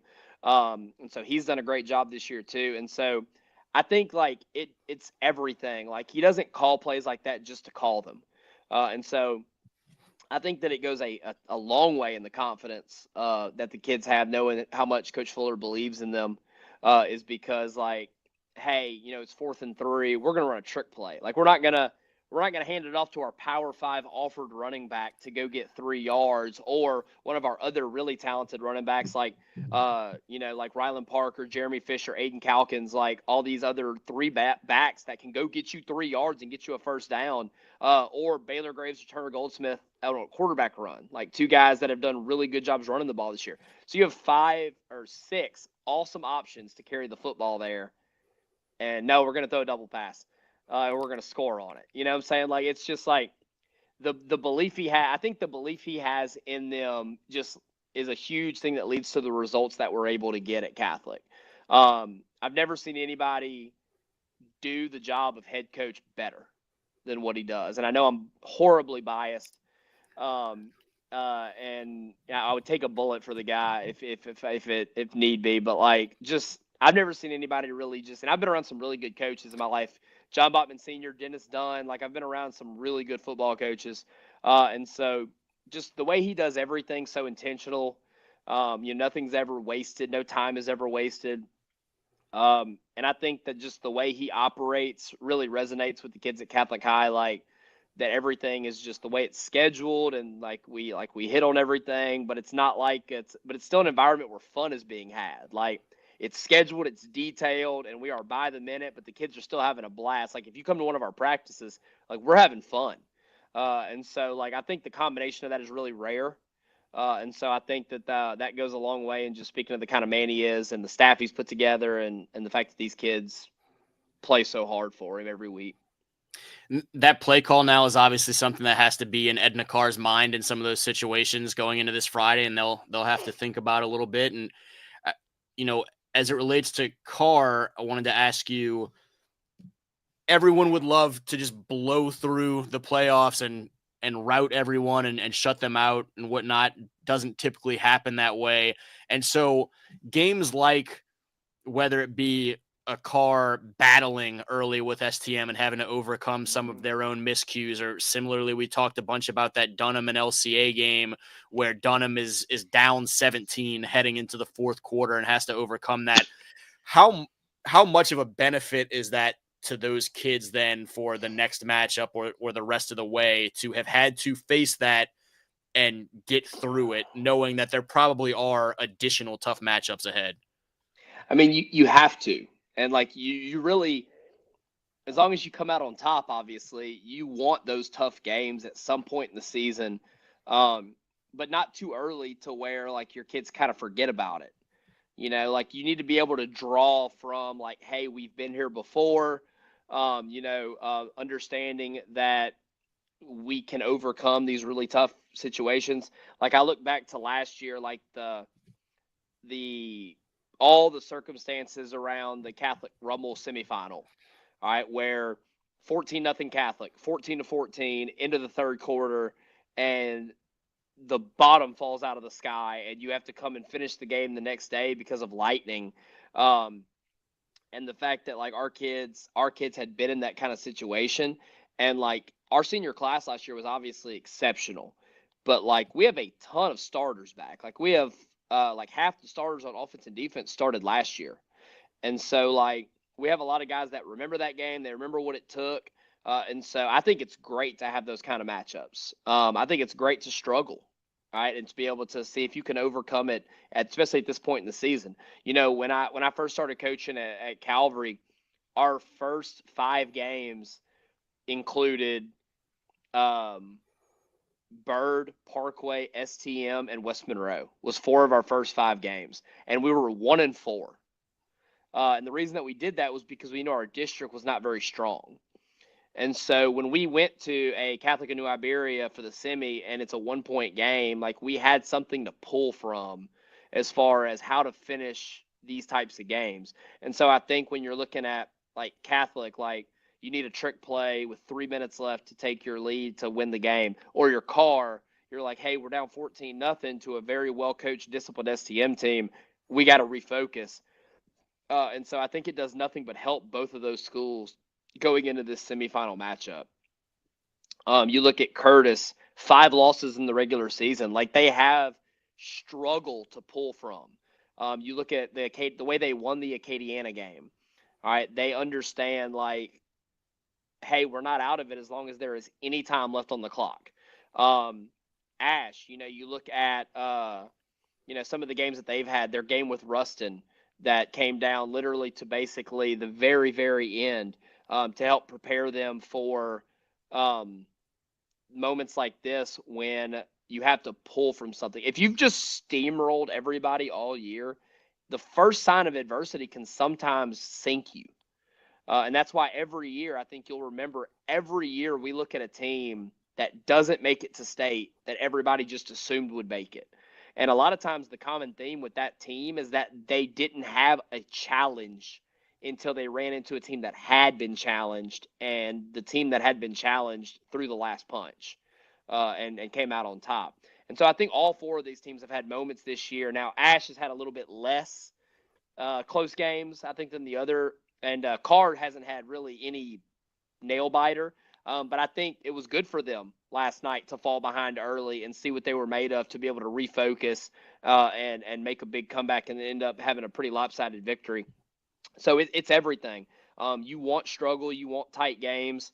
You want to be able to come out on top of those strictly because it's what you can lean on. Hey, we've been here before. Whenever you get into now what is about to be December football. And we didn't talk as much in the bracket breakdown here in the last few minutes about that Curtis and Alexandria matchup. We mentioned some of the notes. We've talked about it at different steps throughout this, though. But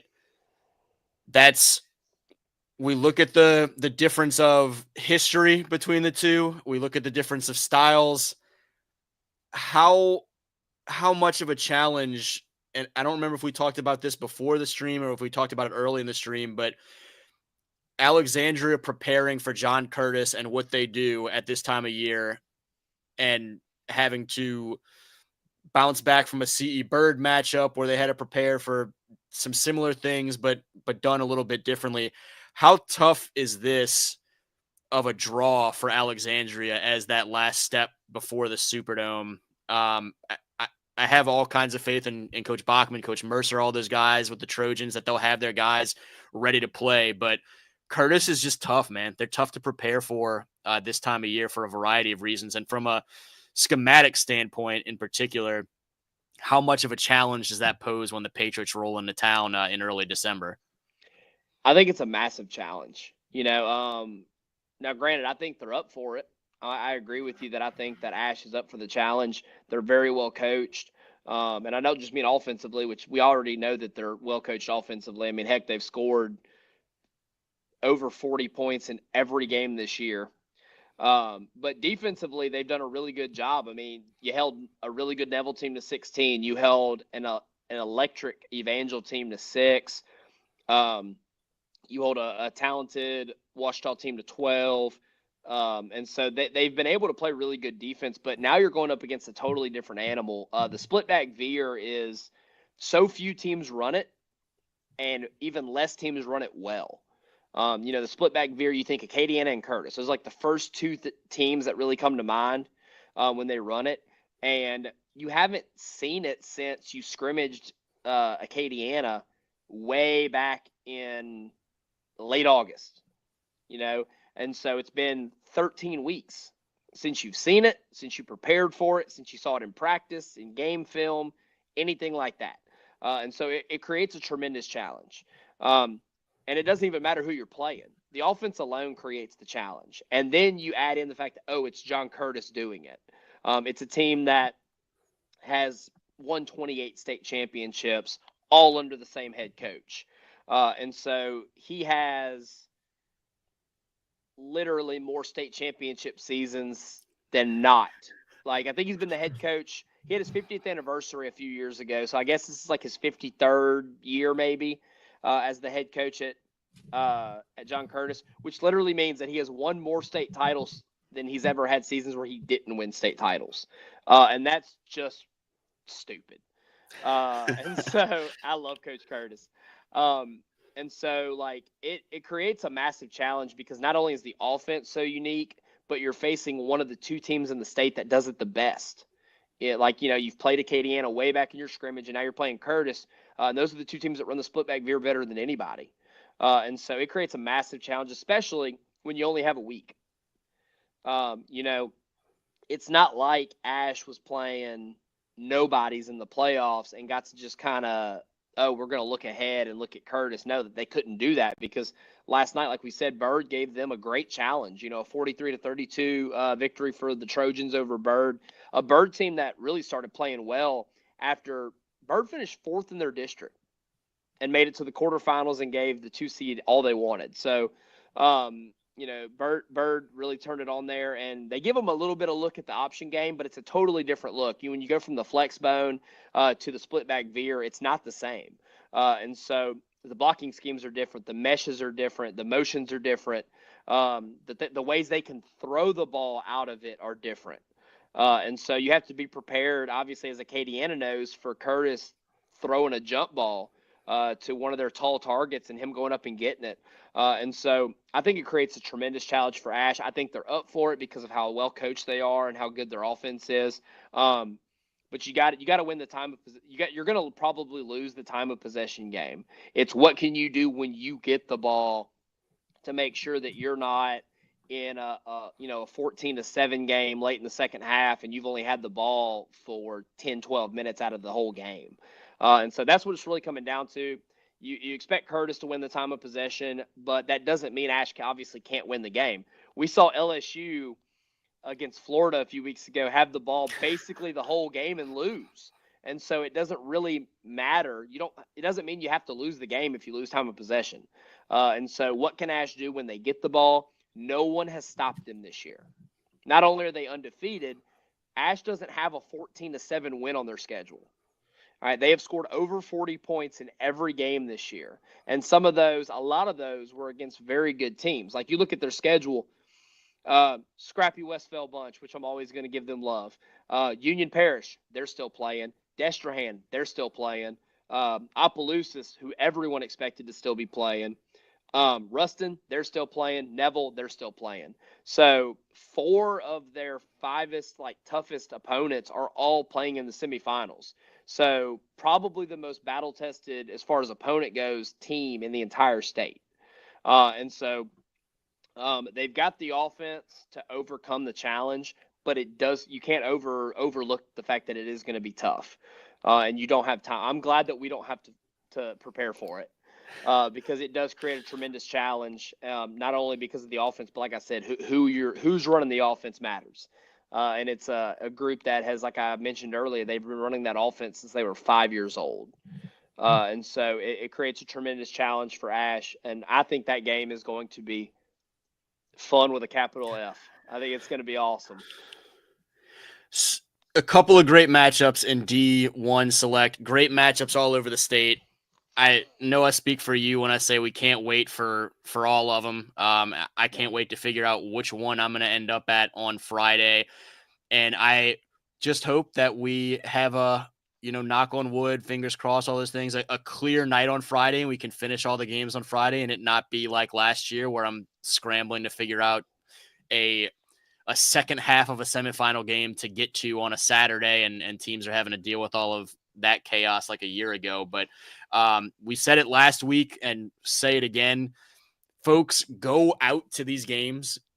Certainly if your alma mater, or, your kids or friends or family or your community school, whatever, get out there and go catch some great football and support the kids and the coaches and the schools and everything. If you're not attached to the school, if it's just somewhere near you, drivable distance, there are phenomenal games just for football fans to get out to and show some love on Friday night.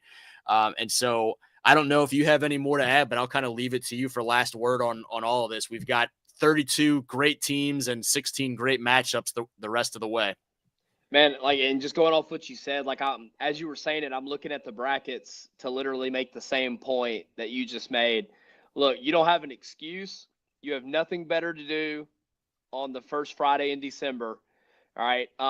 If you live in New Orleans, there's games in New Orleans. If you live in Baton Rouge, there's games in Baton Rouge.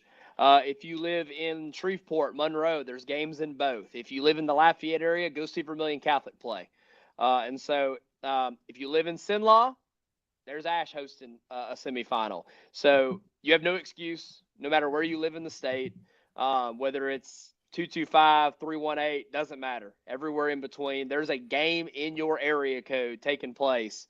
And it's just good football. Like, at this point, there is no flukes in the semis. That's all it is. 32 good football teams, and they have been working since January. All right. A lot of us can't even imagine working for 11 months on one project. Like, imagine like all the projects you do, all the projects I do. Not often do you work 11 months on one project, and these football teams have been working for 11 months for one thing, and it's to walk onto the turf in the Superdome, December 12th through the 14th, a couple weeks from now. And it's all they've been thinking about. It's all they've been working towards. Even the programs that don't talk about it as much, it is still, even if their goal is not state, if they don't want to use the word, their goal is to be playing really good football at this time of year. And so that's a byproduct of playing your best football in December, is making it really far. And so these young men and women that are involved in these programs, the coaches, the admin, everybody involved in the whole show at all these high schools, they've been busting it for 11 months. And not only do they deserve the opportunity to play, they deserve you to get off your couch and go check it out. High school football in Louisiana is unparalleled. Some of these story programs, New Kids on the Block, whoever it is, man, it's going to be a lot of fun, and you have nothing better to do on a Friday night in December than go check these games out. So you need to go. He's Chance Hester of Louisiana Football Report. I'm Jerit Roser from Louisiana Versailles. Make sure to check out both platforms throughout the week leading up to these semifinal matchups. We'll have a variety of tidbits gearing up for all that great action this Friday. Thanks to everyone who took time and tuned in this morning, and thanks to a lot of folks who were active in the chats on the different platform. Coach Navarro from out there in Leesville, Bookie Brown with a lot of comments showing some love for a variety of New Orleans area programs, as well as Cecilia there, the Bulldogs and their run. Carl Dunn tuned in earlier. Mr. Leonard in that OCS backfield. The Eagles on to the semifinals to face Ascension Catholic, and our buddy Jacob Colson up there with Calvary Baptist. Shout out to all of y'all. Everyone have a great week, and certainly good luck to all the teams around the state this weekend. Thanks again. Until next time, y'all be well.